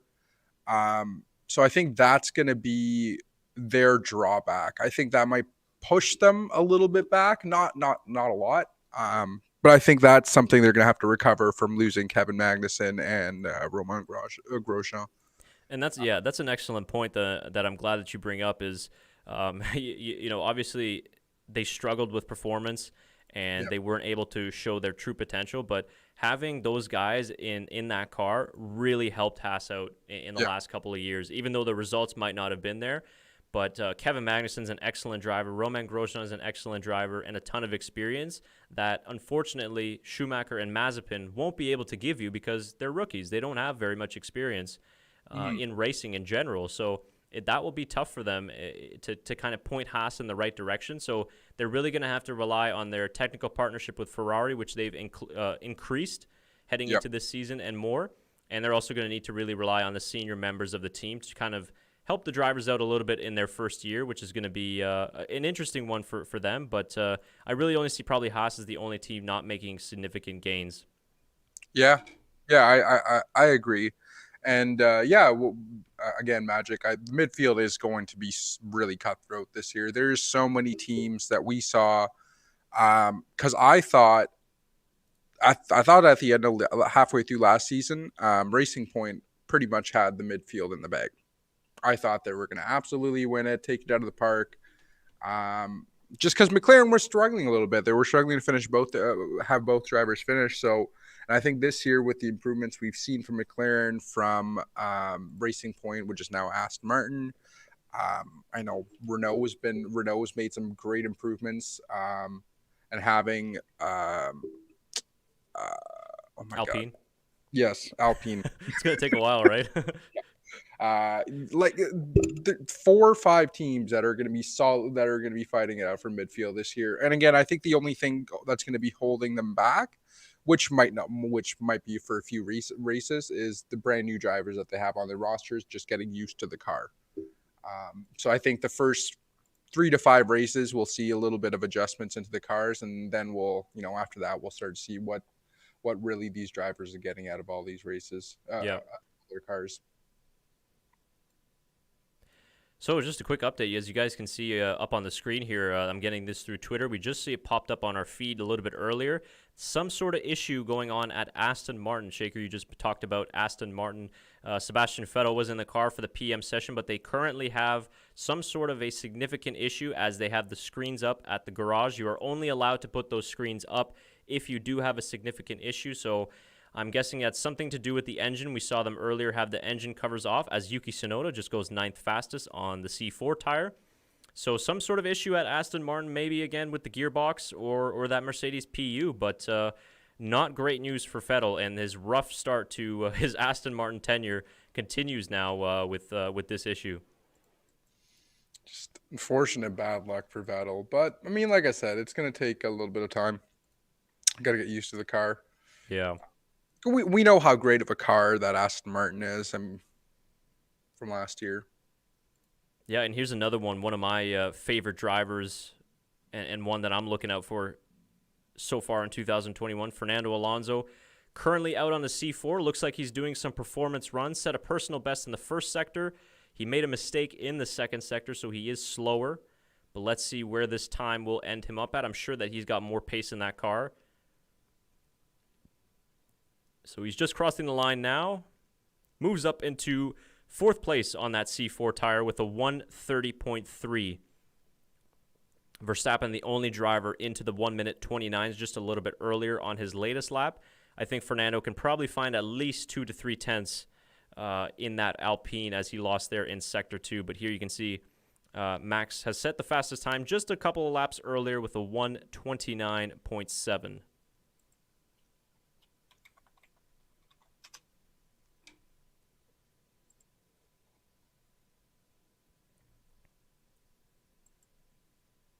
Yeah, Rob, it's definitely a super bummer for Seb. Hopefully he can get out before the session ends. We are coming up on officially an hour and 16 minutes left in this final day 3 testing session. So I don't know, hopefully he can at least get out there on the soft tire just to see what that AMR 21 can do in a performance condition. But it does not look good for them so far.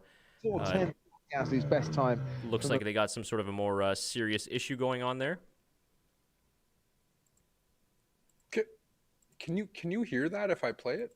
Yeah, I did hear it just before. Okay, just making sure. Is there a way that you could maybe like boost your microphone a little bit more? Oh yeah, definitely. Just I'm also pretty far away from it too, so that's probably a little bit better right there. Awesome. There we go. Yeah. Thank you. So we got Ricardo currently out on track at the moment. He's on the C4 tire.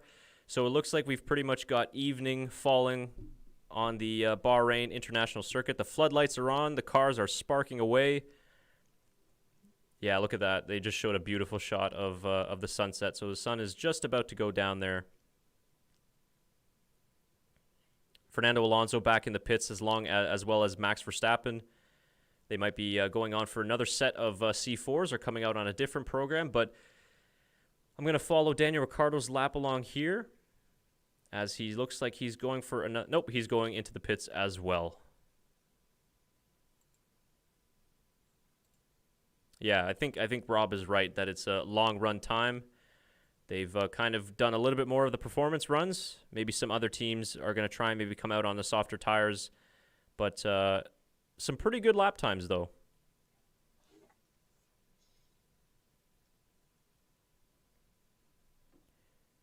Here, I'm just going to show a couple of seconds of Sergio Perez's time here for you guys.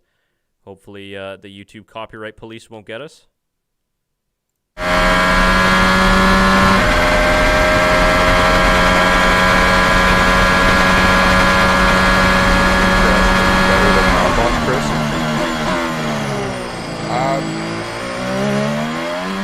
That's a hard one. We have somebody asking if we think Perez will be better than Albon. Yeah, I think so for sure.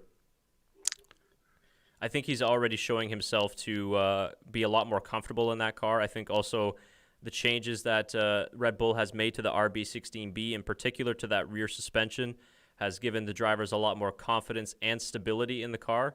Again, I think Alex Albon is a very young, talented driver. Yeah, I have a hard time answering this question because Albon was not a bad driver when he was at Red Bull. I think the biggest thing is like Magic says, the biggest thing that Red Bull need is a consistent driver. They don't need somebody overshadowing Max. They need somebody that's a support role, and that's something that Albon just couldn't provide for the team. It's better. We'll have to see. As we've seen from every other driver that's come into a Red Bull seat, the two other drivers that have come into the Red Bull seat the last few years, that's a hard car to manage. And as we all know, we never see the full potential of the car at testing as well. Well, and here's another. Yeah, go ahead. No, I was just gonna say it's hard for me to say if he'll be better. Yeah, I think he's a better driver. A different question, like you said, of whether he will actually do better, though, over the season. But I think that he will. I'm very pleased to see how he's adjusted so far early. Like you said, obviously, we don't see the full potential of teams during testing. But nonetheless, like just to see him comfortable in the car, no spins or anything like that, it's good.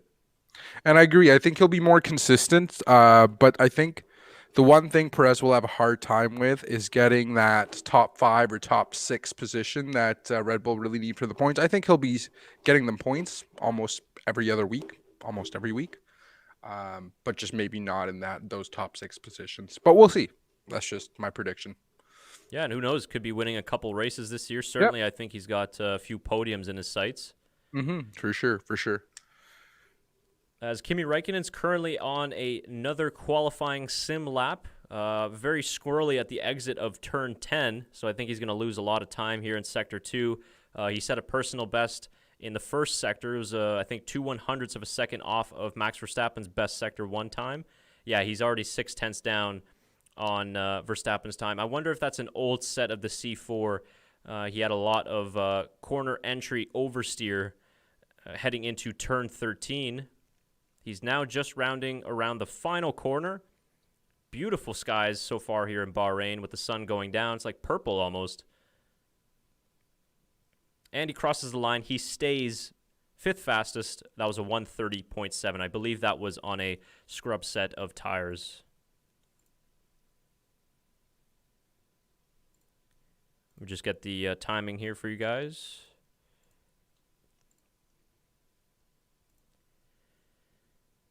Rob thinks that Checo will be tops. Is that? Yeah, I think that's what he meant to say. But yeah, I agree with that too. Yeah. Like top 6 for the championship? Yeah. I think so. Yeah, I'm gonna see if I can find an update. I'll look at through here as to what the issue is on Vettel's AMR 21. But Rob says that he's took the snow tires off yesterday. Shaker, have you done the same, or are you still waiting? What? Sorry? He said he took off his snow tires yesterday on his car. No, man. Snow tires come off like no, never after, never during fall spring. Fall spring, yeah. I don't know about you in your area today, Chris, but in my area today it was snowing sideways. Yeah, that's what I woke up to this morning. So, and then like by the time I got into the office, it was like sunny. Yeah, it's sunny now. It's nice and sunny now. But yeah, I don't know. I think that I'm gonna hold off on those winter tires. Yeah. My winter tires are in storage right now because we're moving, so I don't have an option. Yeah, I think maybe another 2 weeks, and then it'll be a little bit more safer. But yeah, you never know. Yeah.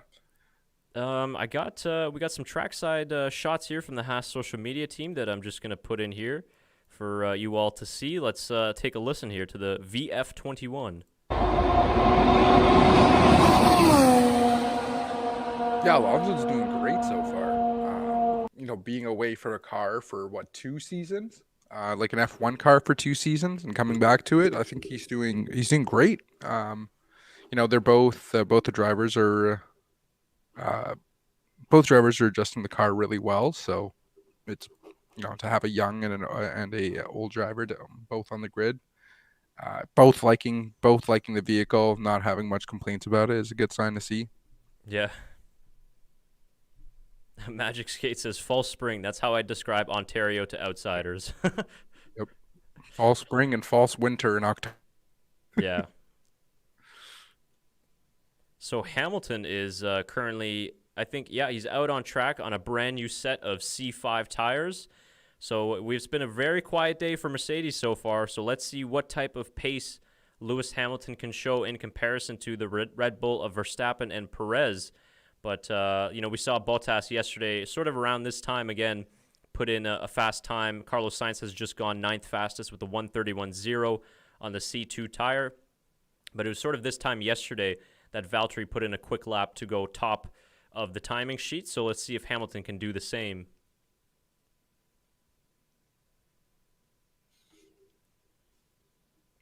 Yeah, Jerry's asking, do you guys have the I'm like in between saying data and data. I'm not sure which is the right way to say it, but whatever.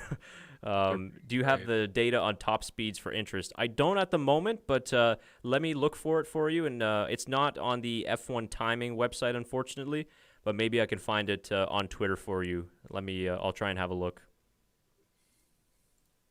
Well, I'm watching signs now. Oh, it looks like, hold on here. Is this it? I think this might be it here, Jerry. It's showing the timings. I don't know how well you can see that if I zoom out here. You can kind of see the kilometers an hour and Sector 1 time there for each drivers. Ricardo at 2:40. Hold on. Let me see if I can pull it up on my other monitor here. I'll be able to see it a little bit better.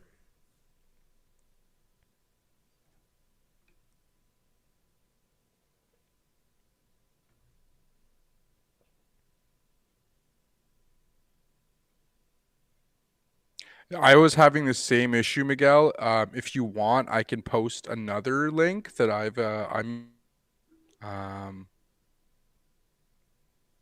should I just post it right on the? Oh yeah, just drop it in the chat below if people are looking for links. Yeah, this one's good. I use it for other websites, other sports as well. Yeah, here, try this one here. It gives you a few options. I'm using the first one there, the first link. And seems very clean. There's audio on it as well. Okay, so this is the update here for you, Jerry. I know you might not be able to see it as well on the screen just because I can't size it vertically. But so in Sector 1, Daniel Ricciardo and Yuki Tsunoda are tied for the fastest speed trap at 244 kilometers an hour. Then it's followed by Fernando Alonso tied with Max Verstappen for 243 kilometers per hour.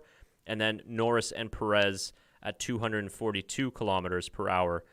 Sector 2, where it's not that important because we don't have any longer straights there. If we look Sector 3, for example, the long back straight, Lando Norris in the McLaren, again, topping the speed trap at 292 kilometers per hour. Carlos Sainz in the Ferrari, third fastest at 292 kilometers per hour as well. And Fernando Alonso, Kimi Räikkönen at 290 kilometers per hour. So hopefully that answers your question a little bit and kind of gives you an idea of the speeds there.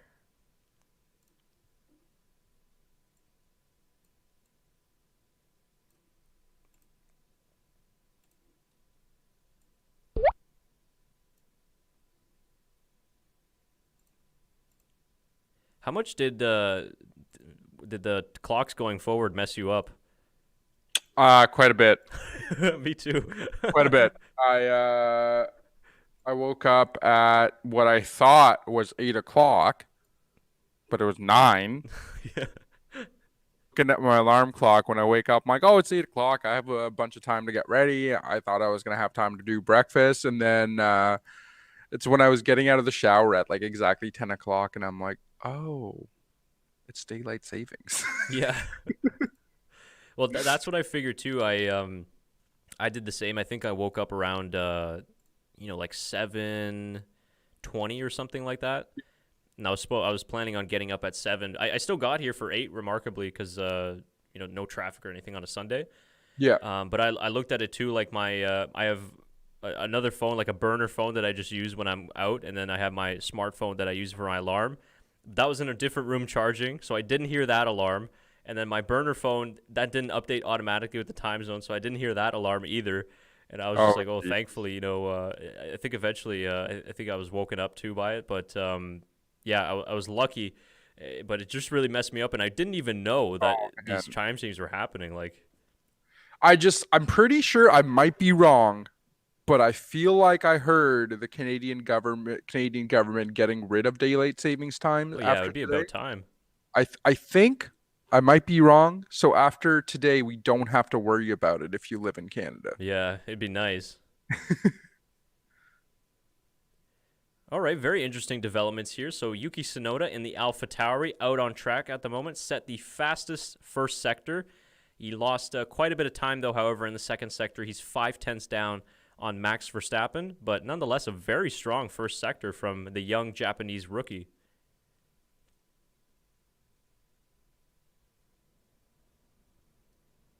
And so here he goes. He's about to cross the line here. Let's see what type of laps. So we go second fastest. Yuki Tsunoda in the AlphaTauri with a 1:30.5. Just went second fastest on the C4 tire. I would say a very impressive lap.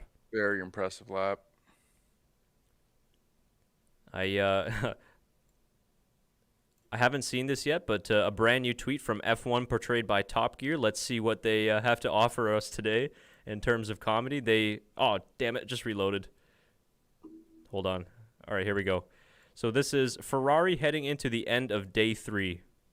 Picnic over, we cruise to our overnight halt, with our cars still running beautifully. Picnic over. Oh, and what perfect timing. My live feed just went into a camera shot of Carlos Sainz's car being worked on by the Ferrari mechanics. I'm ahead of you. Are you actually? I'm ahead of you. Okay, let me reload. Oh, man, that's hilarious. I think. Hold on. I'm just trying to see. I just saw garage and watching Tsunoda go again. So currently my live feed is saying 101, 57, 56, 55, 54. Okay, no, I'm behind you. So guys, just for reference, the session time that you see up on the current live stream on YouTube is the official session time. I think maybe plus or minus a few seconds. And then, of course, what I just read out is the live stream that I'm watching. So as I mentioned before, there's quite the difference. But Shaker, did you post a link? Rob was asking. I did. I posted 2 links. I posted the Sports Surge one, which will give you a bunch of links. Can I highlight it? Is there a way to highlight them? I don't. Yeah. When did you try and post it again? Because I don't see it coming up in the chat. That's so weird.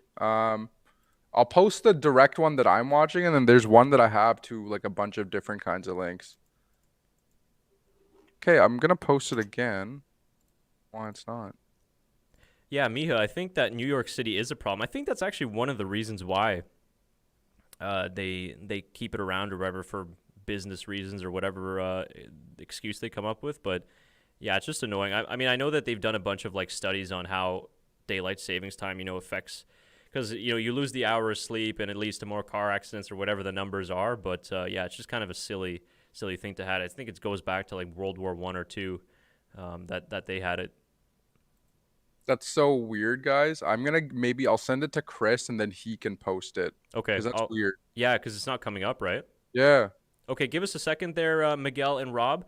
Shaker's going to send it to me, and if I can't post it to the chat, then I will try and at least tweet it out for you guys. Yeah, Miha. It's we do it here too, and I don't get it. It's dark here anyways. It doesn't save us anymore, like daylight. Yeah. It gets dark here at like 4:30, anyways. Like saving an extra hour isn't gonna do anything. Oh, that's not it. Oh, okay. Well, hold on. I'm signed in here, so let's open up the link. Just a second here, guys. Just again, a quick thank you to all of you that have joined us for the first few hours of this stream. A very busy stream. I think this is the busiest one so far. Thank you very much. Again, if you'd like to support the channel, you could drop a super chat below. Not necessary. We just appreciate the fact that you guys are here. That is enough support anyways, but just if you'd like to, that option is there. And you can also find more links in the description below to directly support the Backmarkers F1 show. We are coming up on just an hour left of 2021 winter testing, and I'm about to drop the link for you guys. I hope that works. Okay, so I just dropped it into the chat. I hope that will come up for you guys. I see it. That's so weird. It's like for me, I posted. I know, yeah. The thing is, I saw maybe it's blocking you for whatever reason. I saw your comments earlier, but I just don't see the actual links.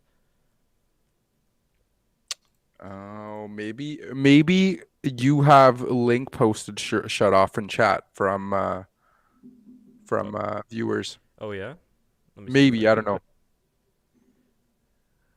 Yeah, I don't know. Maybe I have to add you as a moderator or something. Yeah, maybe. Whatever. It's fine. That's so weird. Okay, Miguel's saying that he's seeing it. Yeah. So I'll send you a link as well, Chris. When this is just like if that one goes down on you or something, you can use this website. Okay. To check out other links.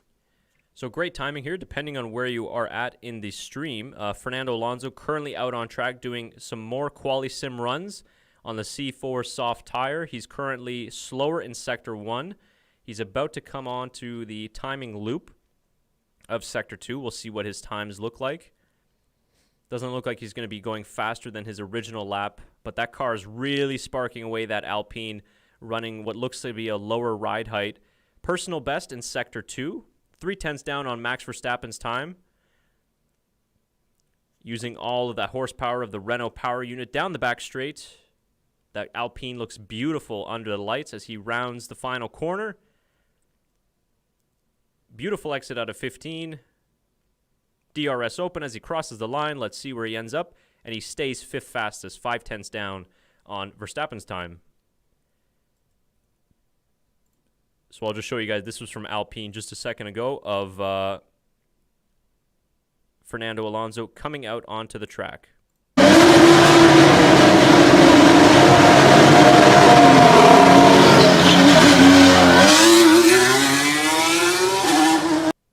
That beautiful sounding Renault engine. Magic Skates with another dono. Oh, seriously? Jeez, Magic Skates. Is Magic Skates the richest person in Hamilton, Ontario? This is awesome. Appreciate that very much. Thank you for the support, man. Really appreciate it. I will start a trend, I swear. Yeah, it would be a pretty good trend.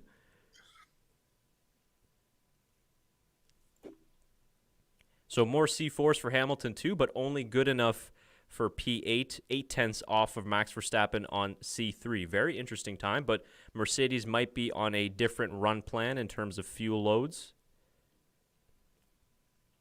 Here we go, another trackside video. Before I get to this McLaren video, let's stick with Yuki Tsunoda. Again, Yuki posting the fastest first sector, but just beaten by Kimi Räikkönen, who's gone 0.2 quicker than Max Verstappen in the first sector. That is a mighty first sector from Kimi Räikkönen. Tsunoda's just coming out of the exit of turn number 10. Very smooth there, no drama, no lockups. Really good rotation. Remember, AlphaTauri has taken parts of that Red Bull front suspension. They've opted to decline the 2020 Red Bull suspension, which is probably a good move considering how unstable it was and tricky to drive. Tsunoda goes just 0.03 of a second quicker than Verstappen in the middle sector. This is going to be pretty close. So Tsunoda's just coming out of the final corner. Räikkönen, personal best in the second sector as well. Damn, Yuki Tsunoda just set the fastest time of the day. A 1:29.7, good enough for P1. And Kimi Räikkönen just beats him to it, the 41-year-old of Alfa Romeo, 1:29.7. Looks like, I think, 1/100th of a second quicker than Yuki Tsunoda. So we got an Alfa Romeo 1, an AlphaTauri 2, Red Bull 3. What an exceptional lap that was from Kimi Räikkönen. I know, guys, we don't like to talk too much about lap times in winter testing, but nonetheless, I think that's an exceptional lap from Kimi Räikkönen and really stretching the legs of that Alfa Romeo, but he looks comfortable. Jeez, I'm about to watch it right now, Yuki Tsunoda's lap starting, so. Sorry, I ruined the excitement for you. No, it's okay. I'm just looking forward to it now. In the meantime, then, I'll show you guys this social post from McLaren here. Let me just adjust the volume slightly. Osaka, you don't need to apologize. Don't. You can do it. You don't need to apologize. Do you think Aston is hardcore sandbagging? Absolutely. Yeah. It's not even a question. It's the same way Mercedes is hardcore sandbagging. It's really difficult to tell with them. I just think that things just haven't gone smoothly for them, whether that's the new Mercedes parts that they have on the car or some of their own new developments with the regulations. But, yeah, definitely, it's more so on Vettel's side of the garage. I mean, Lance Stroll had a pretty solid testing all around, and he got plenty of long runs in this morning. But it's just on Vettel's side just hasn't really gone very well. No, for sure. Yeah, I'm actually just going to get F1 TV. I just didn't bother for this weekend. Yeah. Well, I think we were talking yesterday. We're probably going to split it between the three of us with Tyler McDonald as well, which, by the way, if you guys are regular viewers of our podcast, Tyler McDonald is another co-host of ours. He couldn't join us for the stream, unfortunately, because he's working his regular job all weekend long. So we'll catch up with him. We'll probably end up doing a podcast between the three of us at some point next week previewing the season. So we'll catch up with him then. But, yeah, we'll probably split it between the three of us. I think, it's going to come out to like $3 per person, something like that. Sure, something like that, yeah. By the way, if you guys are watching the stream that I sent you the link for, I don't know if anybody else had that meme pop up where it was a guy drinking a beer and it says, go fastest and you will win. This is why I like to watch it on these kind of streams. Yeah. I don't get memes on my broadcast network. Yeah. There's 25% off on F1 TV right now? Yeah, I wonder. I'm going to try and maybe cancel it. And then, well, because 25% off of $9.99 a month would be pretty solid. Yeah, I wonder if it's like you need to pay for the yearly subscription to get the 25% off. Oh, maybe. Yeah, that's a good point. I mean, yeah. Yeah. On for 8 months of the season. Yeah, I like this tweet from F1. It's so funny, guys. Like, if you've been watching F1 for a while, do you ever think you would have seen a tweet like this back in the Bernie Ecclestone days? But this is from the official Formula One account. Yuki goes fastest, Kimi, hold my drink.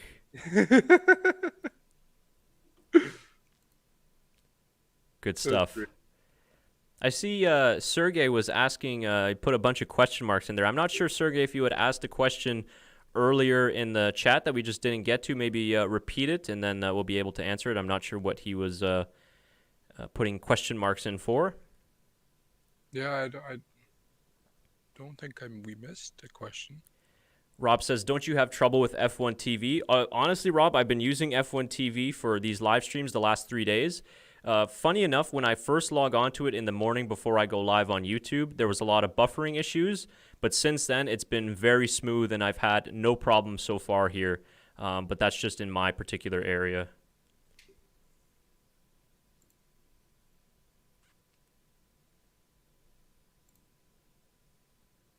Well, this is a very interesting tweet here, guys. This is from the Lights Out F1 blog on Twitter. They're a great account that you should check out.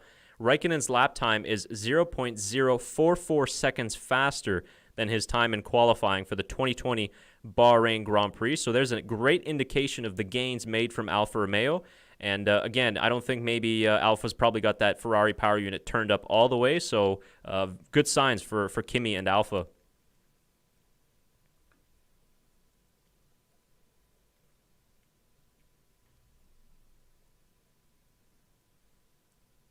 Jerry says, just imagine if we had Russell next to Hamilton in that Merc. Man, that would be my Christmas dream. I really happened, but I just don't think he's ready yet. George Russell? Yeah. Really? Yeah. Oh, maybe that's my personal opinion. I mean, I think he's ready for the seat. I don't think that he'd be ready to challenge Lewis Hamilton. Oh, yes, that's what I mean. I think he's ready yeah, for the that would seat. agree. I don't mean he's ready to challenge Hamilton.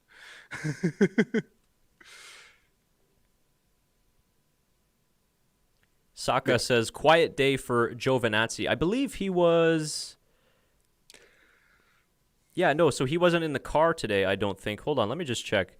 I'm not sure if Alfa Romeo are splitting days today.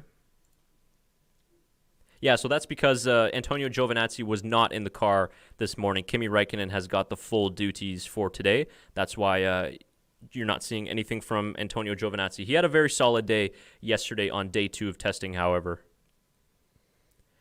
So we got Lewis Hamilton currently out on the C4. He's setting personal bests in Sector 1 and 2. Nothing purple yet. He's currently 8th at the moment, about to cross the line. Only moves up to 7th fastest. Let me give you guys here the updated lap times, which you haven't seen in a while. So only goes 7th fastest. Still 0.6 off of Kimi Räikkönen. Guys, Alfa Romeo World Champions confirmed. George Russell goes 9th fastest on a set of C4s. A 1:30.6 for him. Slots just in behind Charles Leclerc and ahead of his good friend Lando Norris. Ooh, plenty of smoke or exhaust gas coming out of the back of Hamilton's Mercedes power unit. You know, I'll say I'm still a bit surprised that here we are, day 3 of testing, and I've yet to see Hamilton really comfortable in that car just yet. I think that's very, very interesting.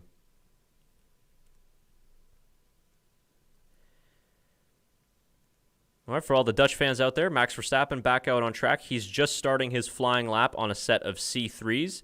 It'll be interesting to see here with under an hour left to go whether this is going to be a qualifying type run on a harder medium tire or if it's going to be somewhat of a longer race stint.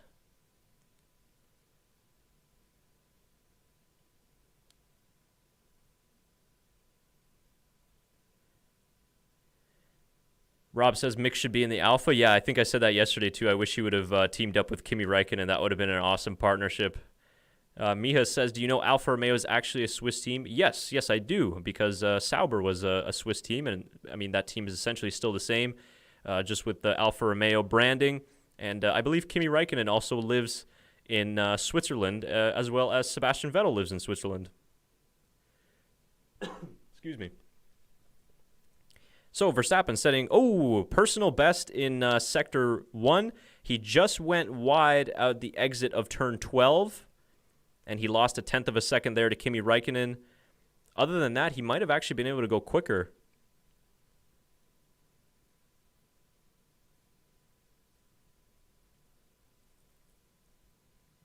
as Verstappen's just coming out of the final corner.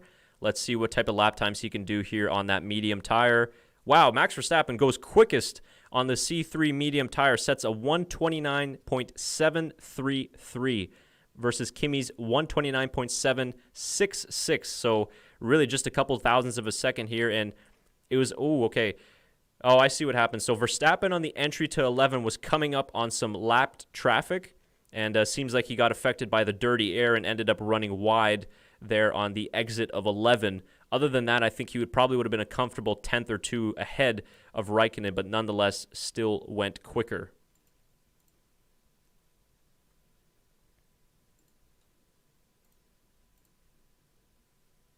Yeah, so Saka, I'll get you an update on Valtteri Bottas. So this morning, he had the AM session duties for Mercedes. He was able to put in 84 laps, which was third most out of any driver in the AM session. It was good for 7th place with a 132.4. Mercedes were doing a lot more race sims and longer runs in the AM sessions, so that's why he didn't really do very many performance runs in the morning. But it was a solid session. I think Valtteri was a little bit more comfortable in the car than he was in the first 2 days, and more so doing those 84 laps was a positive for Mercedes and Bottas because of the time that he missed in the AM session on Friday due to the gearbox issues. So that is the update on Valtteri. They're currently showing Ferrari garage at the moment. Looks like Carlos Sainz is done for the day. He's out of the car talking with his dad, Carlos Sainz Sr., and Charles Leclerc.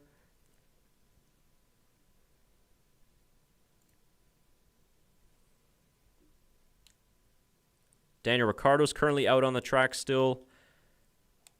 I think he is on the C2 tire.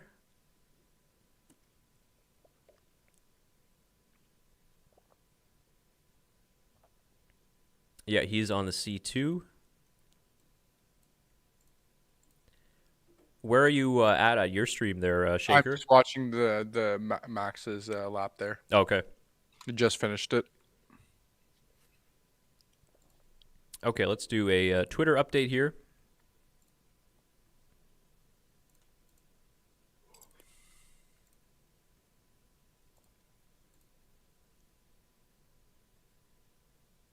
Yeah, this was just a picture here posting from Chris Medlin just from earlier. George Russell setting his time of 9th, 8 tenths off of what was Raikkonen at the time. That's now Verstappen leading the pack.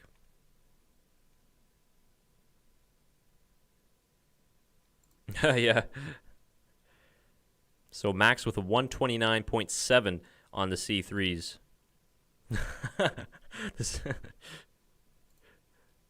That's a great meme. Yeah, the Williams on board does look pretty good, Magic Skates. Just looking at it again. That's what I'm saying is like the FW43B looks good in certain angles, and then other angles it just looks a little odd, but yeah, it looks good from the onboard. And Tsunoda just goes fastest. Oh, sorry about that, guys. I was missing watching tweets. Yuki Tsunoda just goes fastest once again. He's out on the C4 tire. Let me just get you guys the lap time real quick.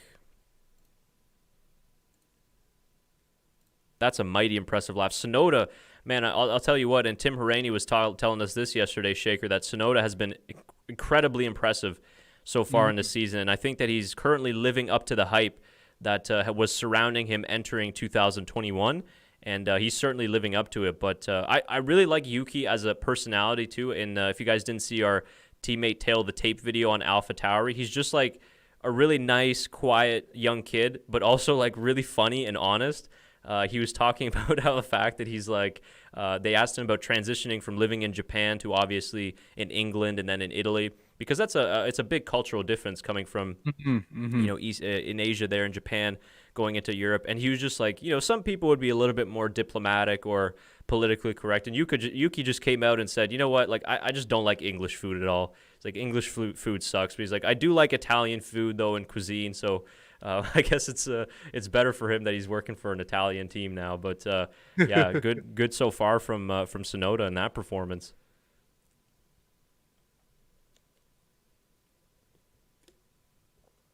Yuki looks like he's 12 years old, says Rob. Yeah, yeah, seriously. He looks very, very young. That's what's crazy, right? You like think some of these drivers are actually older than us. Yeah, it's true, right? All right, let's actually see Yuki Tsunoda here coming out of the pits. This was just a few minutes ago before he set the fastest lap of the session.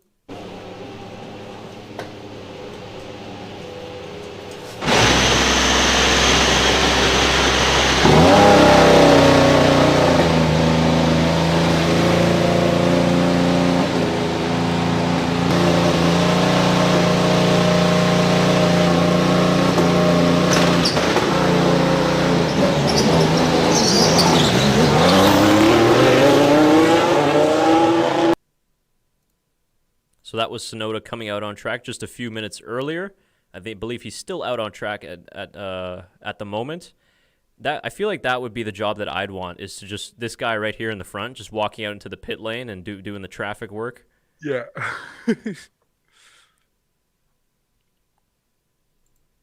Yeah, this is a good point. I actually didn't even think about this.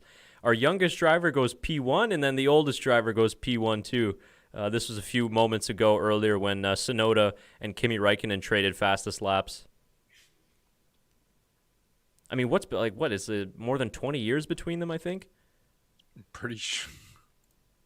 How old? I think Kimi's 41, right? Yeah, Kimi's 41. So now it's like, what, 18? 17? Somebody was asking about an update on Sebastian Vettel. I don't believe we have one just yet. Yeah. The last... Sorry, go ahead, yeah? I was going to say Yuki's 20, so yeah, double the age. Wow.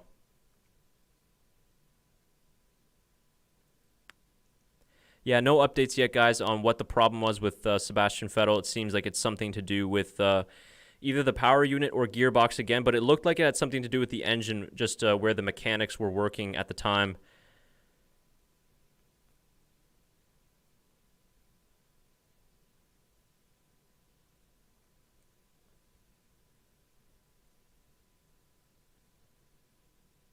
Oh, there's actually another video I wanted to show you guys. So we mentioned off the top of the show, of course, the sad news yesterday that legendary F1 commentator Murray Walker had passed away, and it completely slipped my mind until now.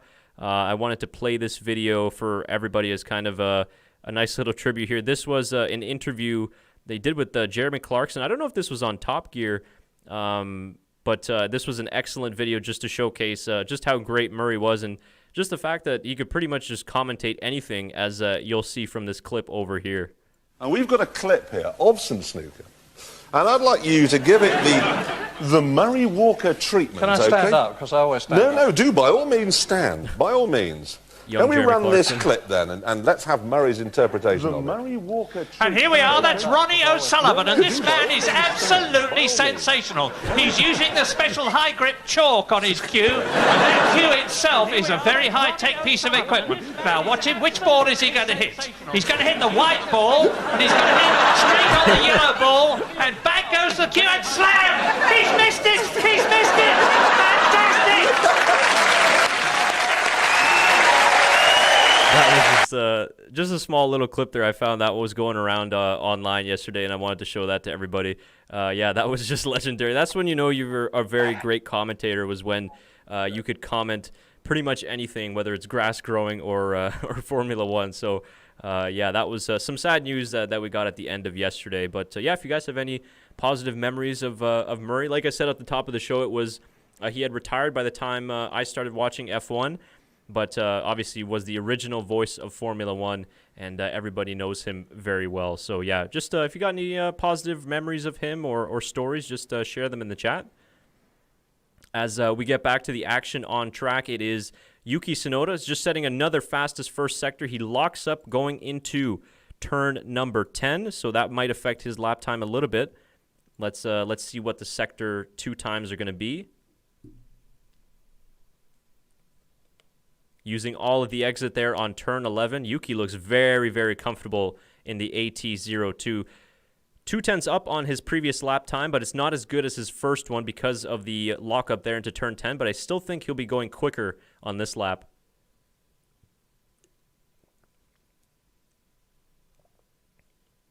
as Tsunoda rounds the final corner. DRS open. And yes, Yuki Tsunoda does improve. He stays first fastest, going 0.3 quicker with a 1:29.2, 4/10 up on Max Verstappen's best lap time. So again, AlphaTauri showing great pace. Of course, we don't know. They might be running some very low fuel loads, but nonetheless, still, I think for the young rookie Tsunoda, very, very good showing so far in this session.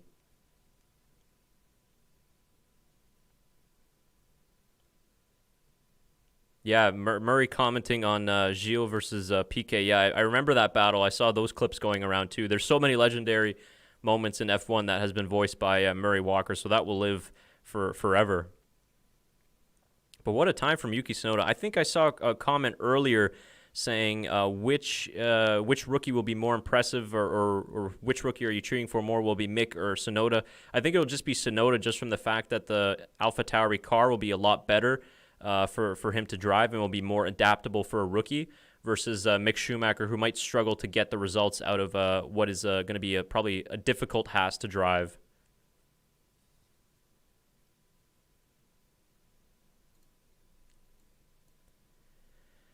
So Lewis Hamilton also out on the C4 tire, looking like he's doing some performance runs as well. He's 0.3 down in the first sector on Yuki Tsunoda's time.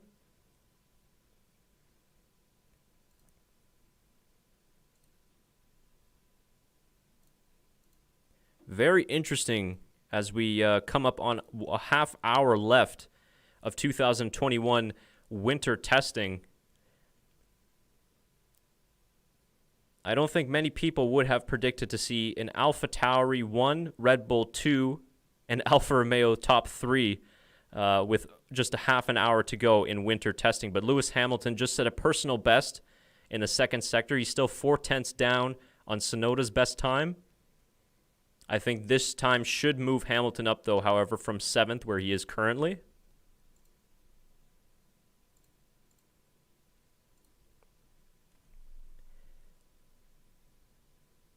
And Lewis Hamilton moves up into 4th place with a 1:30.02. Still 0.7 down on Yuki Tsunoda's time. So, yeah, very, very interesting times as we wrap up this session.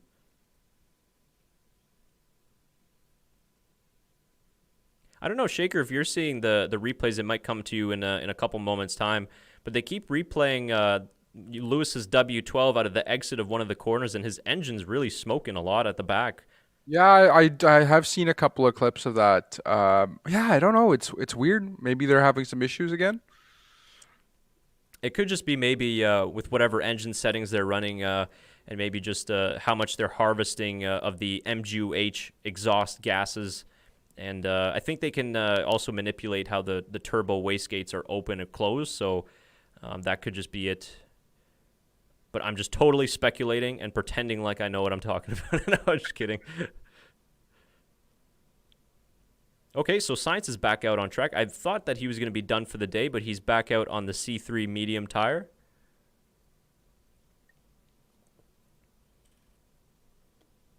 I actually have to head out, Chris. Oh, yeah? Yeah. I have another Zoom meeting at 12. All right, no problem. All right, well, Shaker, man, thanks for joining me for these couple 2 days on the streams. Everybody say goodbye to Shaker as he's going to leave us for the moment, and I will take you guys home for the final half hour. And, yeah, I think that we're going to probably reconnect with the three of us for a podcast next week. Absolutely, kind of do a refresher. But, yes, I'm sorry I can't stay longer, guys. I've got another Zoom meeting. But, yes, it was great coming in for the hour, and I hope you guys enjoy these last 30 minutes with Chris, and he'll take you out with it. All right, man. Appreciate it. We'll talk to you soon. All right. See you later, guys.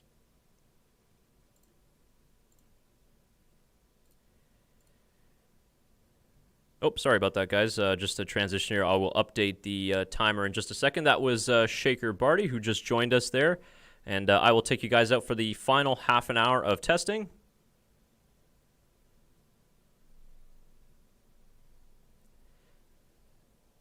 Okay, so just have to update the timing session here.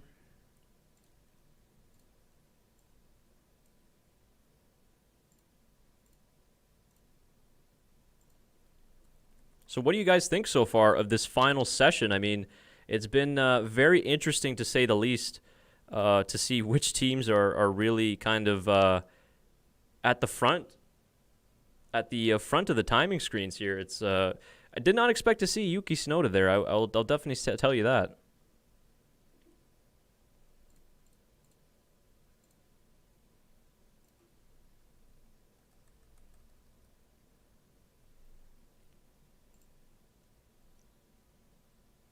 Okay, I think the time should be updated now.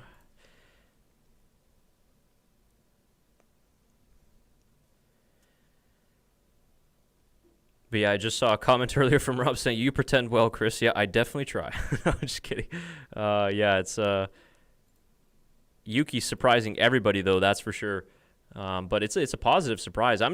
I guess surprising in a way, too, just how comfortable he's been just right away in the car as a rookie. I think that's been probably one of the most impressive things about him. Because usually we expect the rookies to take, a couple of races, sort of half a season to be able to be on the pace as his, more experienced teammate. But he's kind of looks like he's right up there at the moment.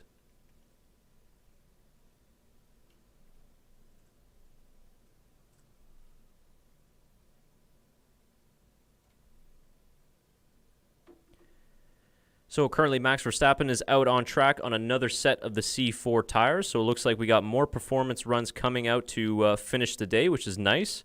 Give us some good action here.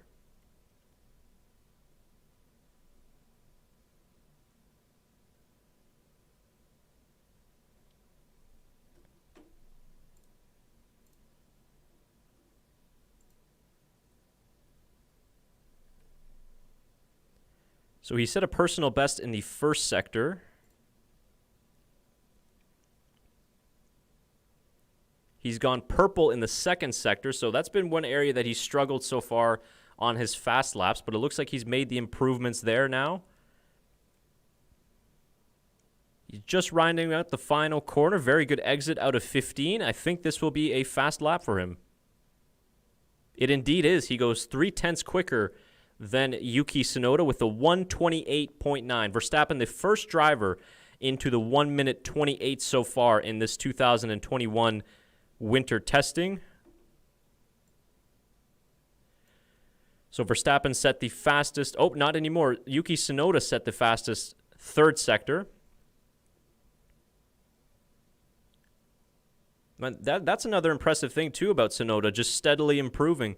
Had the fastest first sector, now he's got the fastest third sector, so he's learning very quickly and is able to really, really maximize the performance out of that ATO2.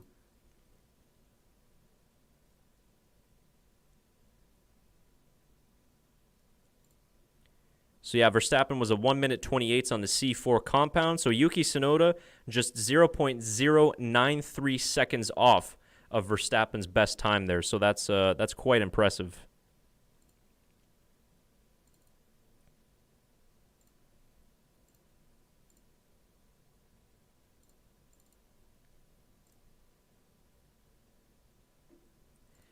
So it'll be interesting to see if Verstappen tries to go for another lap here just to cool down and then go for one more again. Still, I'm curious to see what you guys think. I mean, here we are coming up on 25 minutes left in the session. There you go. Just got the camera back as well. Almost forgot about that. Yeah, so just 25 minutes left in the session of 2021 testing, 3 days in, and we can honestly say that we really haven't seen Mercedes show us something that's typical of a Mercedes performance. Sure, Valtteri was the quickest on day 2 in the PM session, but still we haven't seen Lewis Hamilton at the top of the timing screens yet. He's down there currently in 4th place with a solid lap, but still at the end of the day, it doesn't seem like Lewis is all that happy with the performance and the balance of the car. Obviously, as I said many times throughout this stream, I still think they're going to be favorites for the championship. But nonetheless, I think that the improvements that Red Bull have made have proven to be legit. And they could be a little bit closer to Mercedes than they were in 2020, which is great news for the fans.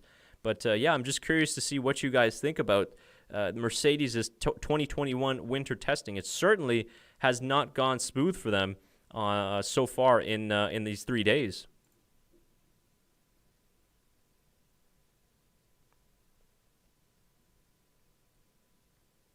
So just reading that Rob was saying that Yuki was on the prototypes as well. Oh, I did not see that he was on the prototypes, so that's a really handy lap then.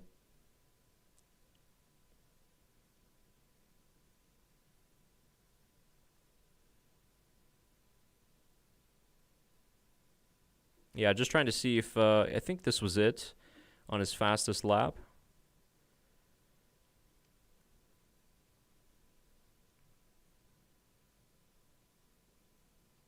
Yeah, Rob says, remember Mercedes 2 years ago seemed slow in testing, smoked everyone first race, not holding my breath. Yeah, I believe that you were talking about 2019. Yeah, no, I obviously, again, like I said, they're still probably going to be the favorites. But I think the difference with that was they had a lot more days in 2019. I believe it was 6 days of running then. And they were able to work out a lot of those issues. Like, they haven't got as much running as they have in previous years. I believe, like Alfa Romeo is still topping the lap charts. McLaren are close there behind, as well as Alfa Romeo. So I don't think they've gotten as many laps as they did. But I think that I just probably haven't seen Lewis Hamilton this sort of unhappy with the balance of his car in quite some time. But again, I believe that Mercedes are going to make some adjustments before we hit the first race in Bahrain. And that will be the real test, right? When the cars line up for qualifying, it'll be interesting to see just how much performance they can get out of it. But I certainly think the gap will be a little bit closer between Red Bull and Mercedes than it was in 2020 at the very least.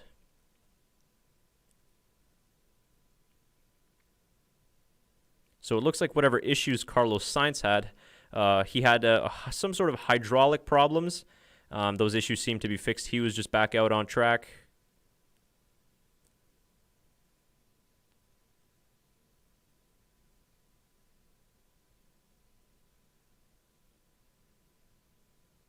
Yeah, maybe I'm just trying to be optimistic about the Mercedes performance, guys, but I don't know. I'm hoping that it'll be something different for this season. But whoa, and there we go. There we just see a spin from Lewis Hamilton coming out of the final corner.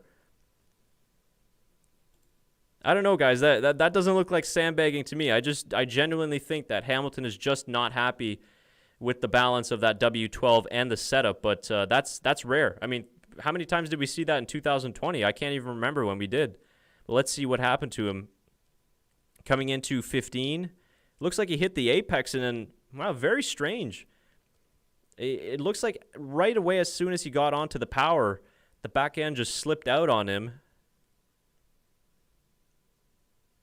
Yeah, that's very, very strange. It's almost similar to a way of Nicholas Latifi's spin yesterday when the anti-stall kicked in, and it's just kind of like pulling the handbrake effect.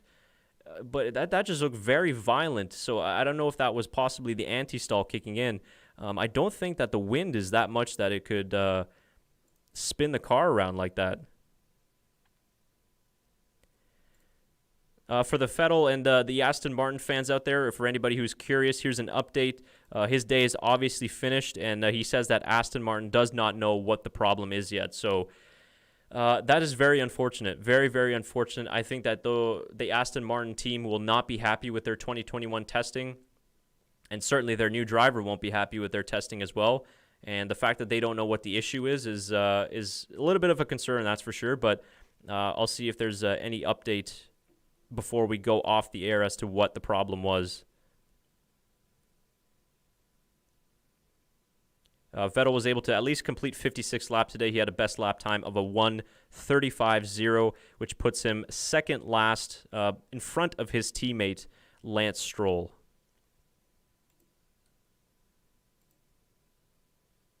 Yeah, I'm sure Vettel is pissed.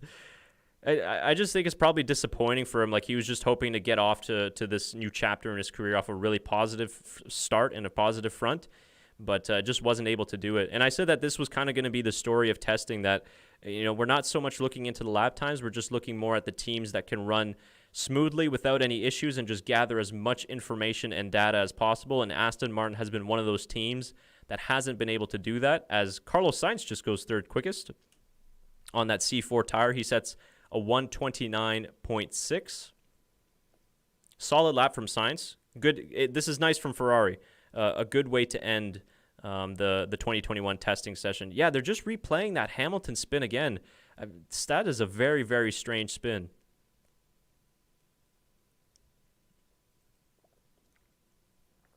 Mazepin almost ran into him.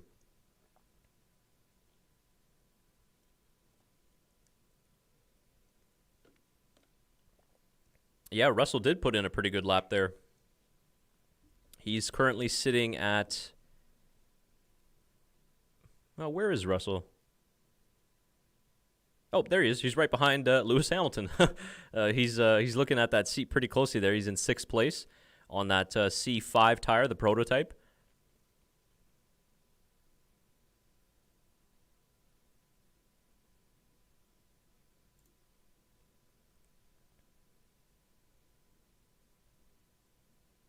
Yeah, I don't know if you guys are listening. I'm not listening into the commentary of the official stream if they're saying what the issue was on Hamilton's spin there, but it just looked very, very violent with that spin. So it just looks like somebody pulled the handbrake on him.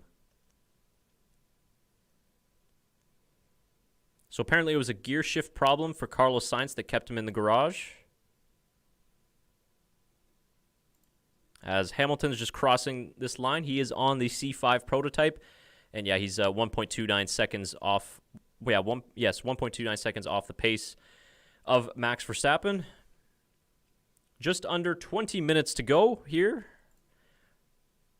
in 2021 testing. Thank you very much, everybody, for being along with the stream. I will say it again as a reminder, we do have the live stream winter testing giveaway contest available. Very simple way to enter. So we're going to be giving away a Kimi Räikkönen mug. We're going to be giving away a Mick Schumacher and Sebastian Vettel coaster. The driver coasters look a little bit like this. This is a Carlos Sainz one from last season. I'm sure I have a couple extras of these too that we'll probably give away in the next months to come.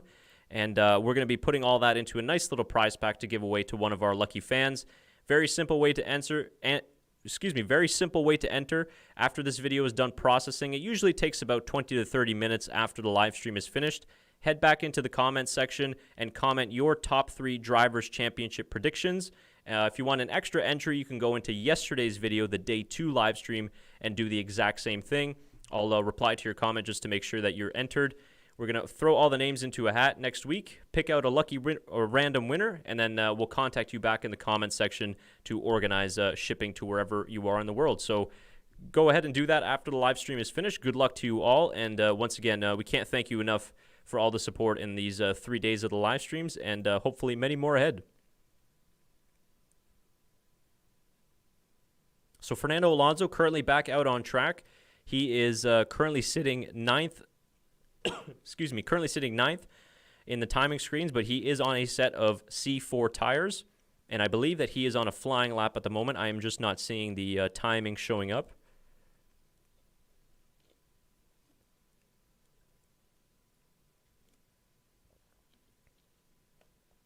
So just coming out of the final corner now. Oh, no, and Fernando is coming back into the pits, so it might have just been a practice start procedure line. Let's see if he goes all the way back to the end of the pit lane. And he will be boxing this lap. And just, no. They're putting back the C3 tires onto Alonso's car, but I'm not sure if they're going to send him out again. So here's somewhat of an update on the AMR 21 problem. Initial investigation says it's a loss of boost pressure, but Seb said it's not entirely sure yet. So I'm assuming that has something to do with then the engine, but I'm not exactly sure. So that's the initial investigation. I'm sure if you guys go up on Twitter in the hours following testing, you might be able to find out what the exact issue was.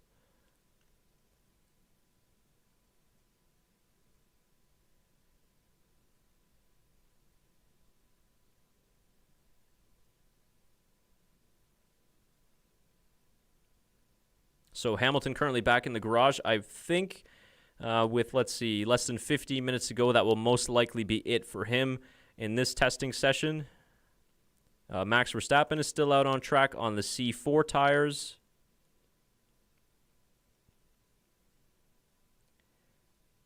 Got a question there from Tina asking, did Stroll do any laps on the softs? Yeah, let me just check that for you here. I can change it to the tire history, so I have to go all the way down to the bottom. So Lance Stroll in the AM session looks like he did 2 runs on the soft tire, one that was 17 laps, and the other, by the looks of it, that was 5 laps. So Aston Martin earlier this morning were doing a lot more race runs and long run simulations. So I think that was doing one on the softer compounded tire, did 17 laps there on one of his stints, but didn't do any performance runs, of course, evident by the fact that he's got the slowest time so far in this day 3 session. And then, of course, Vettel was unable to set anything meaningful either. So that's kind of your tire history, guys. You can see there. So currently Verstappen on the soft. We got Tsunoda on the soft. He's doing his outlap at the moment. Carlos Sainz is back out doing an outlap on the soft. So it looks like we're still going to get some quick times to finish out the day. So this is going to be very, very interesting. Did you say turbo? Yeah. Well, the rumors are, I think, that Ferrari's got the split turbo engine now that Mercedes and Honda have made popular, but I don't know if that has been confirmed yet. Oh, and this is going to compromise Verstappen's lap time here as Mazepin was just coming out of the pits and entering into turn 2.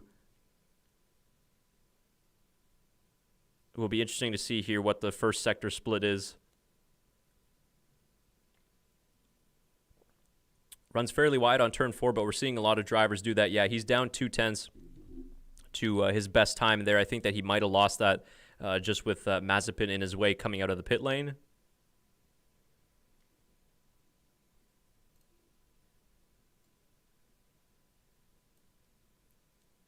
Very smooth through turn 10. Good rotation on that RB16. No lockups. Let's see what the sector 2 split will be.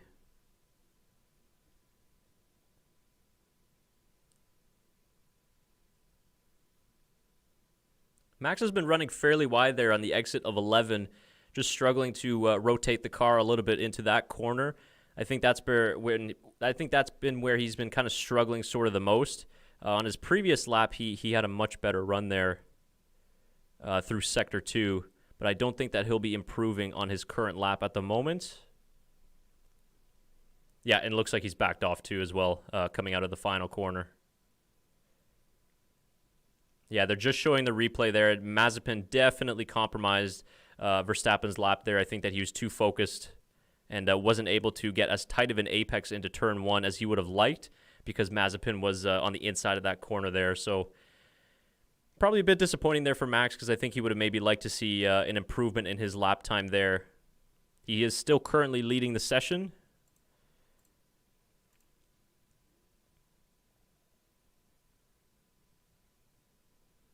Yeah, Magic Skate says, I really hope AMR and Seb can make the season better than testing. Yeah, I think so too. I mean, obviously we can't write them off just yet as you know, we can't do that with any team really.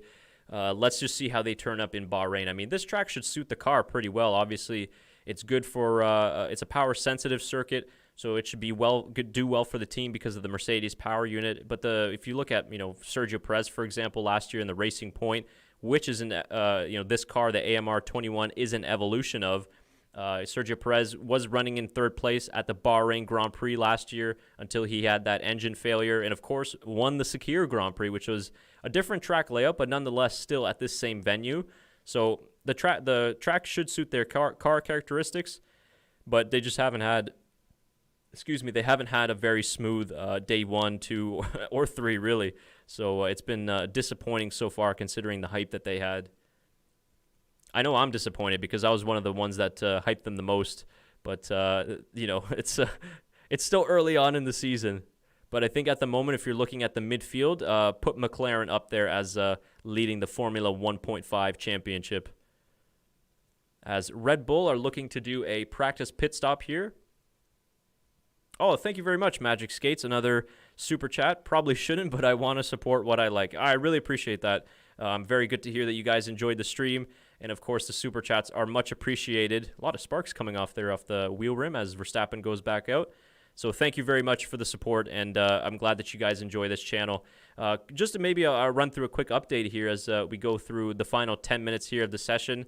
Like I said, I'm going to be trying to put together a video kind of summarizing testing within the next couple days, hopefully out by early next week. As I mentioned, which I'm curious, let me know what you think of the video idea, kind of going along the lines of after the 3 days of testing, are we more optimistic or less optimistic about the upcoming season? Again, my feeling is more toward that. I'm actually pretty optimistic about this season in terms of more competition for the official championship and just more competition all around the grid, because it seems like every team, with the exception of maybe Haas, has been improving so far. So I think that's sort of the direction that I'm going to go along with that video, and hopefully I can get that out for you guys for next week. And then following that, we're probably going to do our first Backmarkers F1 Show podcast of the season, kind of previewing the 2021 season and then looking ahead to the first race in Bahrain. And lastly, another thing that I wanted to just put out there for you guys that are in the chat, whether you guys are regular subscribers or just joining us for the first time on these streams, let me know if you got any content ideas or things that you'd like to see throughout the season. I've got a pretty good idea of what type of content we're going to do post-race, kind of the feature videos that you've been seeing in the last couple of months. But I'm still trying to kind of figure out what to do before the races. I know I did a couple of feature or preview videos last year, which I think that were okay, but I'd like to do something that's maybe a little bit more condensed, something that's easier to put together. But I'm just curious, maybe if you guys have any thoughts or any ideas yourself. I mean, obviously, we are making this content for you guys and for ourselves as well, so what better way than to just ask the fans directly about what they want to see. So, yeah, just drop it in the chat. But other than that, let's get back to now. We got 10 minutes to go in the session. I think my session timer is just a little bit further ahead there. My stream is behind.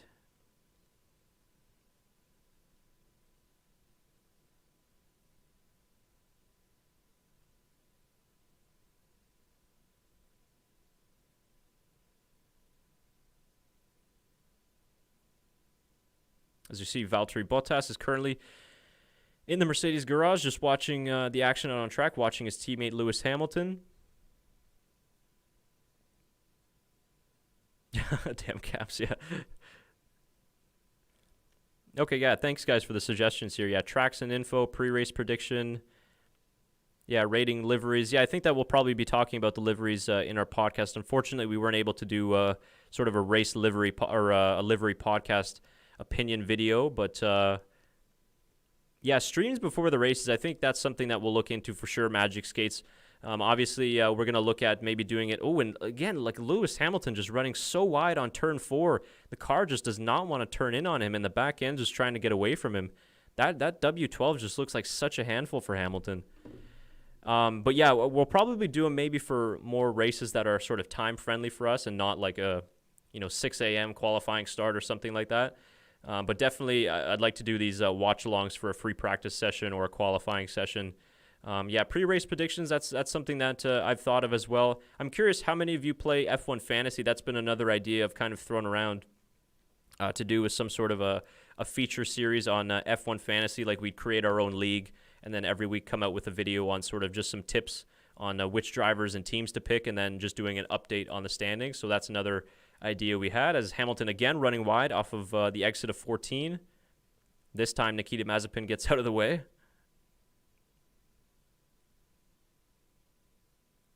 A very, very scruffy lap, though, from Hamilton. I believe he is out on the C4 tire. It looks like a scrub set, a used set of that C4 tire. He's 1.3 seconds off the pace, just set a 1:30.3.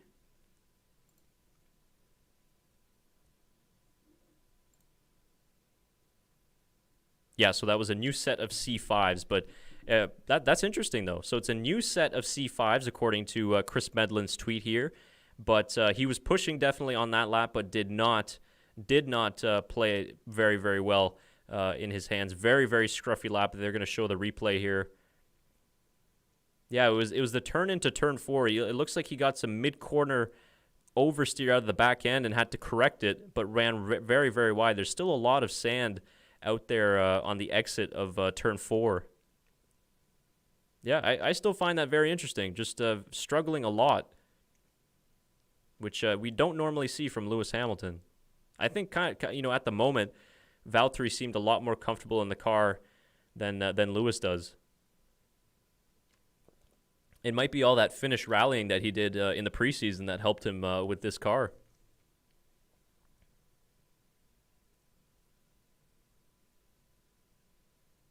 Okay, yeah. So you guys do not too much into the fantasy. Yeah, to be honest with you, I'm not a big fantasy player either for any sports. And that's the thing. That's more something that Tyler, for example, knows a lot more. But no, I appreciate that feedback. That's good to know then in that case. So yeah, I was just thinking for the races, we could do just some sort of condensed preview where you get all the information that you need to know about the races in one sort of short video in terms of when the racing starts, all the news heading into the race weekend, the tire allocations, all that type of stuff. Just something to give it a little bit of a preview. But I do like the idea of doing more of these live streams because I tend to like to do more stuff live. As I enjoy the editing of the videos, but obviously editing is pretty time consuming, and I haven't reached that point yet like some other channels that can really get videos out very, very quickly.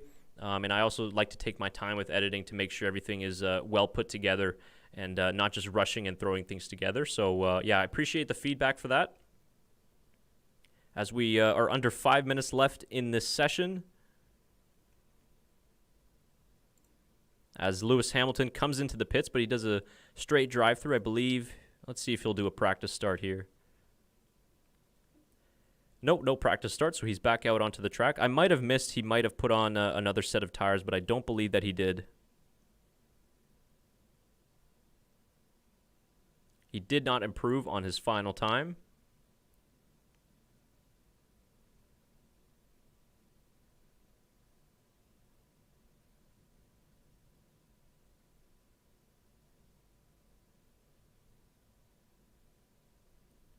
So let's see if we can provide you guys with an update of who else is still out on the track with less than 5 minutes to go here officially. Guys, stick around for another 10 or 20 minutes or so after the stream. We're just going to quickly go through some of the lap time numbers and just overall thoughts on what is the final day of testing and just a quick weekend wrap-up, because we've got a lot of things to go through. We'll also just look at some of the lap counts as well here. But I think that this was a very interesting day. Very, very interesting in comparison to the first 2 days that we've had. So Lewis is currently out on the C4 prototype tire. It is not a new set. It is an older set, only 3 laps old though, however.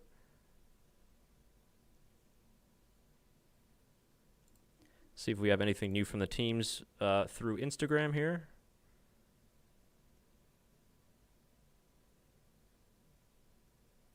So Hamilton's just starting another flying. Oh, no, he's coming back into the pits. Okay. See what we got from McLaren here and Ricardo. I believe this is a practice pit stop.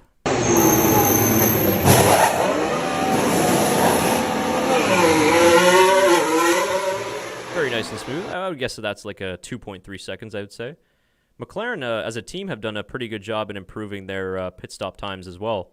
They're definitely not up there with Red Bull or Williams at the moment, but I think they're probably one of the top ones in the top 5 for sure.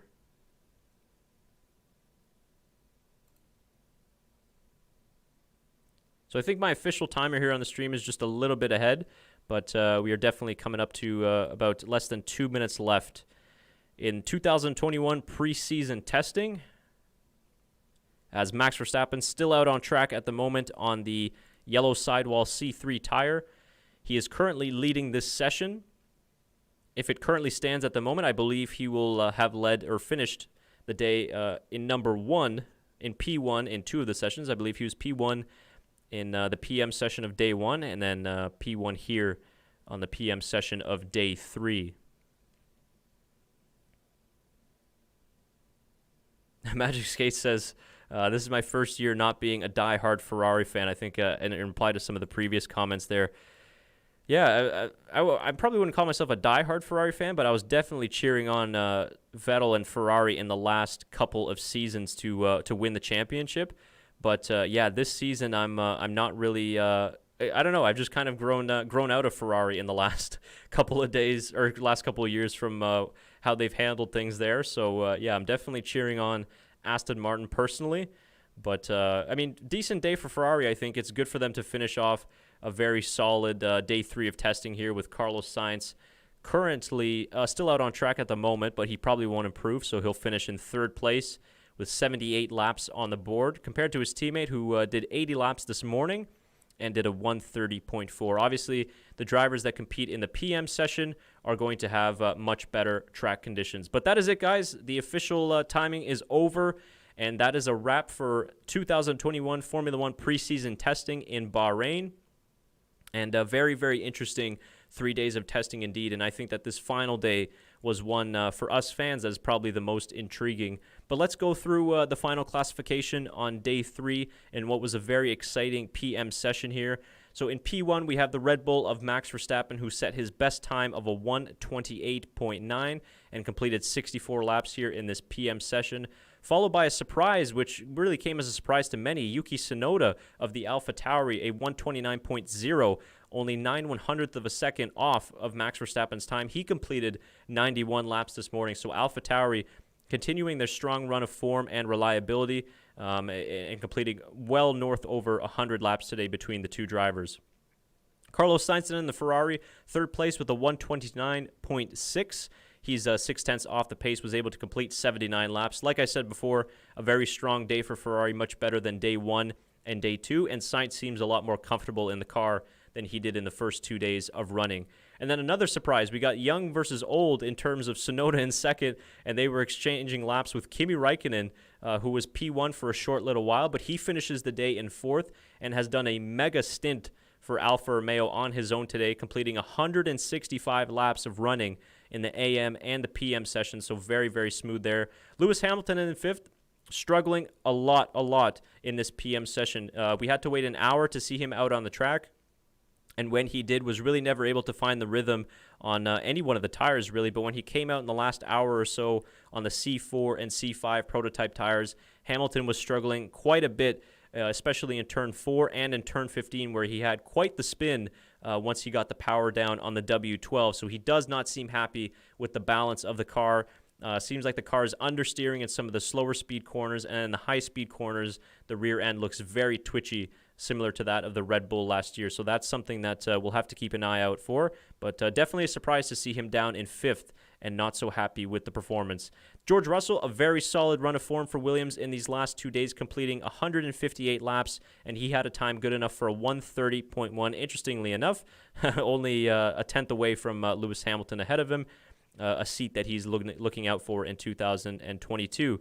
And we got Daniel Ricciardo in seventh, who had a very strong session with a 1:30.1 as well, completing 76 laps.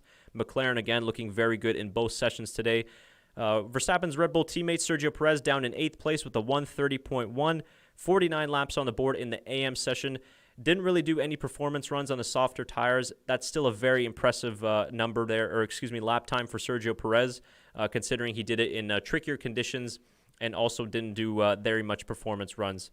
Fernando Alonso in 9th with a 1:30.3, 78 laps on the board. Didn't get as much out of the performance runs as I would have expected versus somebody like Kimi Räikkönen or an AlphaTauri, but I still think a very solid session for Alpine, considering they got 78 laps on the board through Fernando Alonso.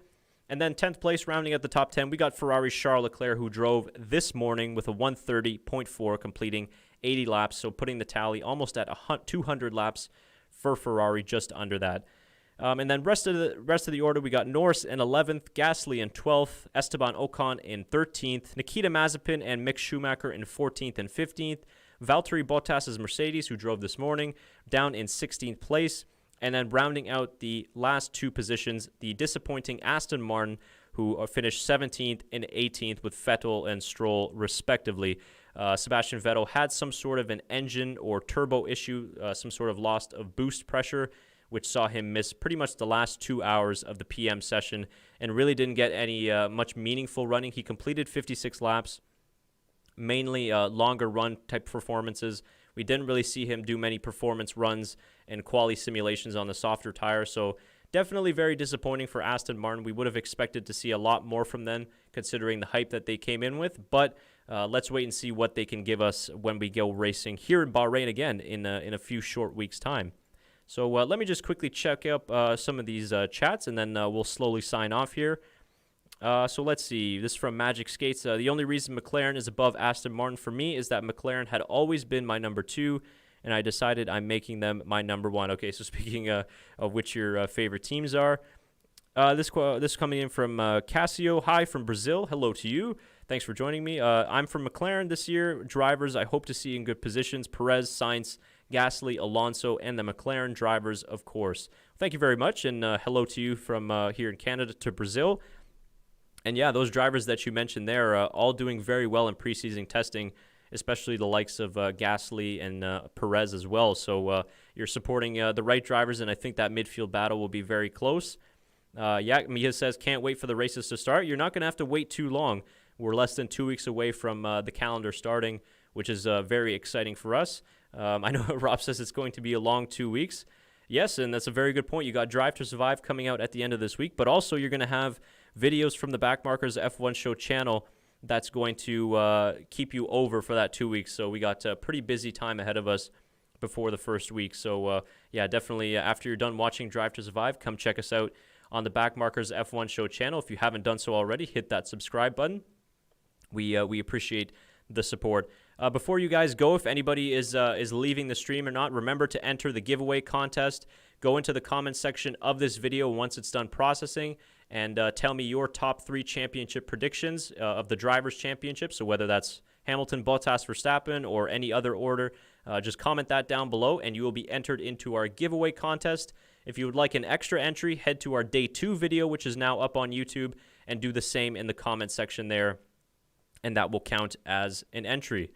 So I think I'll stick around for another 5 or 10 minutes or so just to see what the Twitterverse is saying and if there are any last-minute updates as well. So here's just a tweet from Chris Medlin. Now the session is over. Maybe Kimmy thought it was, but Sainz was on a flyer on soft tires and the track was still green. Yeah, so I think he was referring to the fact that the session was still going. Some of the cars were still actually trying to go on. Oh, so this is what the... Okay, I did not see this in the final couple minutes. So they came very, very close together. I believe this looks like to be turn 10. But yeah, so I think Sainz thought the session was over or something, but almost had an accident at the very end of day 3. So that was that. Oh, and here we go. So let's play this for you. We got an update here from Sebastian Vettel of Aston Martin about his day 3 running. So let's hear what he has to say for Aston Martin. All right, hi everyone. So as you can hear, I don't know if you can hear, but I hope you do. Cars are still running, and we are not in the car. So obviously not exactly the week we were hoping for. That's the truth. We would have aimed, or we had aimed for more laps and more mileage. But it is what it is. I think. Nevertheless, we still got a decent amount of track time. The guys have been pushing a lot, so thanks to the mechanics in particular. They had a very busy couple of days. We still got good track data. For me, it's very useful to just be in the car. So it will be a steep learning curve, also the first couple of races.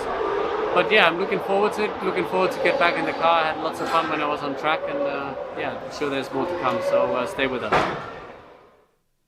So there you go. Those are the comments from the 4-time world champion Sebastian Vettel. And I think you guys can tell he's a slightly disappointed tone in his voice just from the fact that he couldn't get out onto the track. And he brings up a good point himself, which is the fact that I think it will probably take him a couple of races to try and get to the level that he'd like to be at. So we might see him kind of being out-raced or maybe even out-qualified by Lance Stroll early on, just because Stroll's a lot more familiar with the car. Excuse me, and also had a lot more running here so far in the 3 days of testing. So I just showed you guys the Raikkonen and Carlos Sainz incident, and immediately, pretty much like 3 minutes later, F1 Portrayed by Top Gear account on Twitter, which I've probably plugged 100 times during these live streams, they come out with this. So let's see what they got. Since we were doing serious research, we'd agreed that there would be no childish racing. Don't hit Hammond. I've hit Hammond. Since we were doing... Oh, man. I'll never get tired of that account. Yeah, so I feel like F1 Portrayed by Top Gear could do a better summary of winter testing than I ever could. But there you go. Here's an update from Williams Racing. Yeah, they completed 158 laps today. P6 overall. Very, very good 2 days here for Williams, which really makes me wonder why they had to put Roy Nissany in the car all day on Friday. I think that they could have got some even more meaningful running, whether it's George Russell or Nicholas Latifi, if they would have split the day on Friday. but nonetheless, they completed a ton of laps between Saturday and Sunday, and it seems like the new package that they got on the car is really working for them well so far. So very impressive job there from Williams, and a very positive as well as we head back into the season, considering the last couple of years for them. All right, just scrolling through here just to see if we got anything new. Okay, so here's some tech analysis for you guys if you guys are interested. I know I'm not very familiar with all the tech stuff, so I can't provide you with the excellent analysis from somebody like Craig Scarborough, but he says, so a peek at the McLaren Mercedes cooling package. There looks to be small intercooler down behind the radiator. This is similar to the old Renault power unit layout, which tended to have 2 small intercoolers, 1 in each side pod. So let's see if I can give you guys the bigger picture here. So just below, you can see Ricardo's helmet here of the cooling package of the Mercedes power unit. So very interesting stuff. I always like to read up tweets here from Craig Scarborough. He always posts, little tech analysis that he catches while he's watching the streams or while he's watching testing.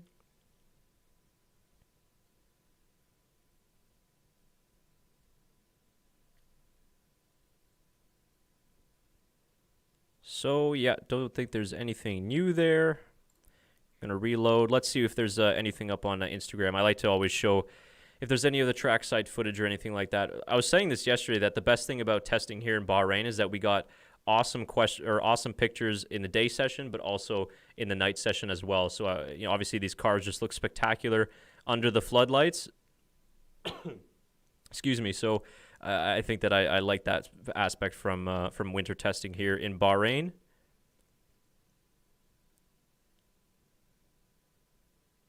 So we saw that message earlier from Vettel.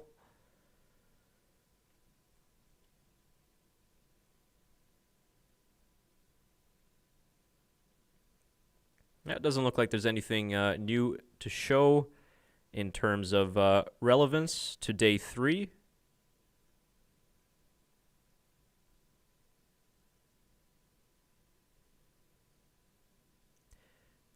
Okay, guys, so I think that should about do it then for this stream for day 3 of winter testing. If you guys got any final thoughts and final comments, just send it into the chat, and then I should be wrapping this up in about 5 minutes or so, and I can let you guys go as well to enjoy the rest of your Sunday.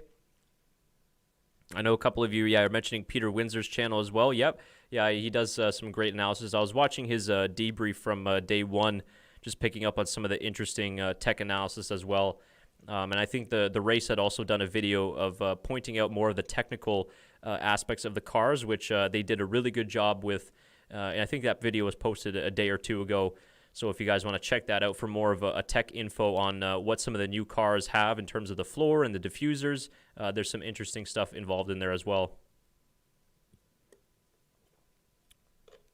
But yeah, a very interesting day. Just to wrap things up in a summary, I think one of the more impressive teams for sure in testing has been McLaren. I think they've just been steady in terms of their lap count and their lap times as well. So I'm looking very forward to what McLaren can do in terms of battling for that 3rd in the championship. Obviously, Red Bull, I think, has also impressed me equally just because of the fact that they started off on the front foot right away. And we know that Red Bull always struggle with getting off to a quick start during F1 seasons. So the fact that they've started off very strongly with Verstappen finishing P1 in 2 sessions this season and putting in some very solid and quick laps on the medium tire, and the race pace looks solid as well. And just the biggest difference too, just that Red Bull visually just looks like it's a lot more put together and more well balanced for the drivers this season than it was in 2020, which is great news. We haven't seen too many spins or anything like that from Max Verstappen like we did last year in Barcelona testing. So I'm very much looking forward to what they can do. Some surprises for me that go positive and negative surprises, I think obviously would be a positive surprise is Alpine. I was very surprised at the pace of Alpine and just how they were able to go through all 3 days without any real issues. I mentioned this a couple hours ago that Renault usually always has some sort of engine or electrical gremlins during preseason testing, but they really sorted all of that out And as a team that haven't really made massive adjustments or spent any major tokens like we've seen other teams do, for example, like McLaren or AlphaTauri, they've kind of kept the same car for the most part and just made some small adjustments to their package, and it seems like it's working very well. Fernando Alonso is right up at the pace with Esteban Ocon as well. Esteban Ocon seems extremely excited and happy with the new Alpine car, which is great. So Alpine has been a positive surprise for me. AlphaTauri, another positive surprise. I knew that they were going to be strong, and I remember doing the video on AlphaTauri teammates where Pierre Gasly said that the team had found some interesting things in terms of when they were developing the car in the off-season, and he said that we're going to have to confirm them during testing. Well, if I'm looking at the timing sheets of the last 3 days and the one in particular today that I'm looking at right now, I would say that whatever those things were that they found, they seem to confirm it, because Yuki Tsunoda is finished today second place and only less than a tenth behind Max Verstappen. And if you look at Pierre Gasly even before in the AM session, completing 76 laps with a 1:30.8, which was a very solid day as well. So whatever they found, it seems like they've been able to confirm themselves. So AlphaTauri have impressed me. And then, of course, the one negative or thing that surprised me is Aston Martin, of course. I expected them to kind of have more of a testing like McLaren did, which is very strong, a lot of running and showing some good performance, but they just haven't been able to pull it together. Lance Stroll's side of the garage has been much smoother and much more efficient. He's gotten a lot of good long runs out there and some more performance runs, but his teammate Vettel, unfortunately, has not been able to do that same type of program, and you can see and hear in his voice that he is slightly disappointed by that, so he'll have a lot of work to do. And then a little bit of a surprise as well is Mercedes. I'm surprised that Mercedes have struggled as much, and I'm surprised that Lewis Hamilton in particular in the 3 days of testing hasn't really been able to find a comfort zone with the W12. I expected at the very least after the struggles on Friday that by Sunday we'd be seeing the old Hamilton of 2020, but we necessarily didn't see that as he struggled a lot even on the softer compound of tires. So I think that we're going to have to wait until qualifying in Bahrain to see if these struggles are legit. But I imagine that Mercedes are probably going to go back to the drawing board and make some adjustments. So don't be surprised if you see some new packages on the W12 when the cars roll out for FP1 in Bahrain. So let's do one final refresh of Twitter, and then we will be signing off for this year of testing. So if we got, I don't know if we got any Australian fans in the chat, but I'm just seeing this now that Daniel Ricciardo had a message to his Australian fans, so let's listen in. Shout out to the Aussie fans. Today was meant to be the Aussie Grand Prix, but yeah, hang tight. We'll be back in November to do it properly, and yeah, look forward to all getting back there. Shout. I completely didn't even realize that normally we would be starting the season right now in Melbourne. So that was a nice little touch there from Daniel Ricciardo, who had another good day. Okay, great. I'm glad that Lights Out F1 blog posted this before we signed off. So here's a look at which teams have completed the most laps of 2021 testing. So AlphaTauri and Alfa Romeo ended F1 testing having completed the most laps.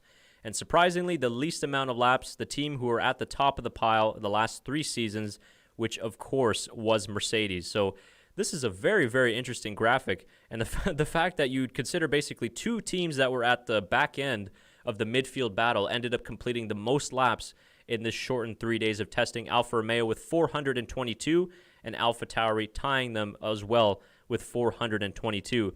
And this is what I'm saying of why this thing might be optimistic with Mercedes struggles, because Mercedes, even last year, remember when they struggled with some power unit gremlins, they were still able to complete a healthy amount of laps and at least be, top 3 in terms of lap count.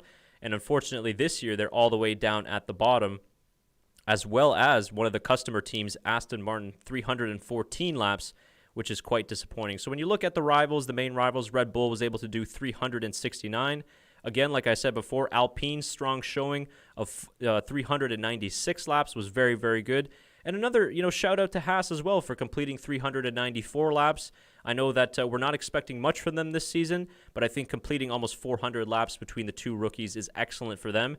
And they'll probably be very, very happy that they were able to do that much running in this 3 days, considering that they are 2 of 3 rookies on the grid this season. And then Williams, 373 laps as well, which is very impressive.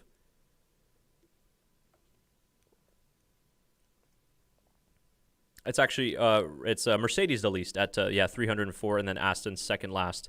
So yeah, very interesting graphic there. Very, very interesting to look how that looks. And I don't think that I would have predicted that, but it gives us reasons to be slightly optimistic for the start of the 2021 season. So I'm very much looking forward to Bahrain FP1 and then obviously qualifying as well.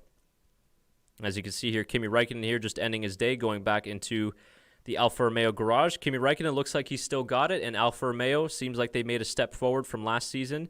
And just also on that lap count, guys, too, it also shows the positives of the Ferrari power unit being reliable, and they have seemed to claw back a little bit of performance from obviously what was a awful 2020 in terms of horsepower. Okay, so I think that should about do it, guys. We're going to leave it there for the 2020 live streams.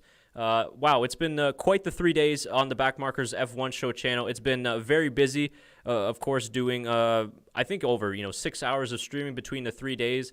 But I remember going live for the first day and thinking, man, how am I going to cover 2 hours just talking here by myself? But the fact that you guys were able to chime in the chat, asking questions, making comments, and just kind of sharing a few laughs here and there just made these hours fly by so quickly. And I think that it gives me good motivation to do more of these live streams in the future, and also to get more videos out for you guys as well. So again, I'll just remind you about the contest giveaway. Once the stream is done, give it 10 or 15 minutes once it streams, or once it processes. Jump in the comments and give me your top 3 Drivers' Championship predictions, and we will enter you into the giveaway. I'll just quickly, for the final time here, I know you guys can't see the full picture, but I'll pull up what the giveaways looks like. We are giving away a Kimi Räikkönen mug, a Sebastian Vettel coaster, a Mick Schumacher coaster, and 1 Sebastian Vettel sticker, which hopefully I should have be shipped out to me by Monday, and then I'll post it on our Twitter at TBMF1Show, and you guys will be able to see what they look like in person. So once we got all the comments in, I will reply back to whoever the random selected winner is, and we will arrange all the shipping information, hopefully to get it to you by the start of the season. So until then, next week, we're going to try and get out that testing video to you guys, hopefully by midweek. But if not, you can always stay up to date with what's going on by following us on Twitter at TBMF1Show. You can also keep up on the community tab on the YouTube page. In that way, I usually post updates as well. We're also on alternative platforms like Odyssey, which you can find the link in the middle of the screen there. So follow us there. Don't just also follow us on YouTube. Check out some of the alternative platforms like Odyssey, which are really, really great. And yeah, if you just want to support the channel personally, you can find some donation links down in the description below, or you can visit our sponsor links also found in the description. All right, well, that's going to do it for me. I hope you guys have an awesome Sunday. The rest of your day hopefully is good, and the weeks to come.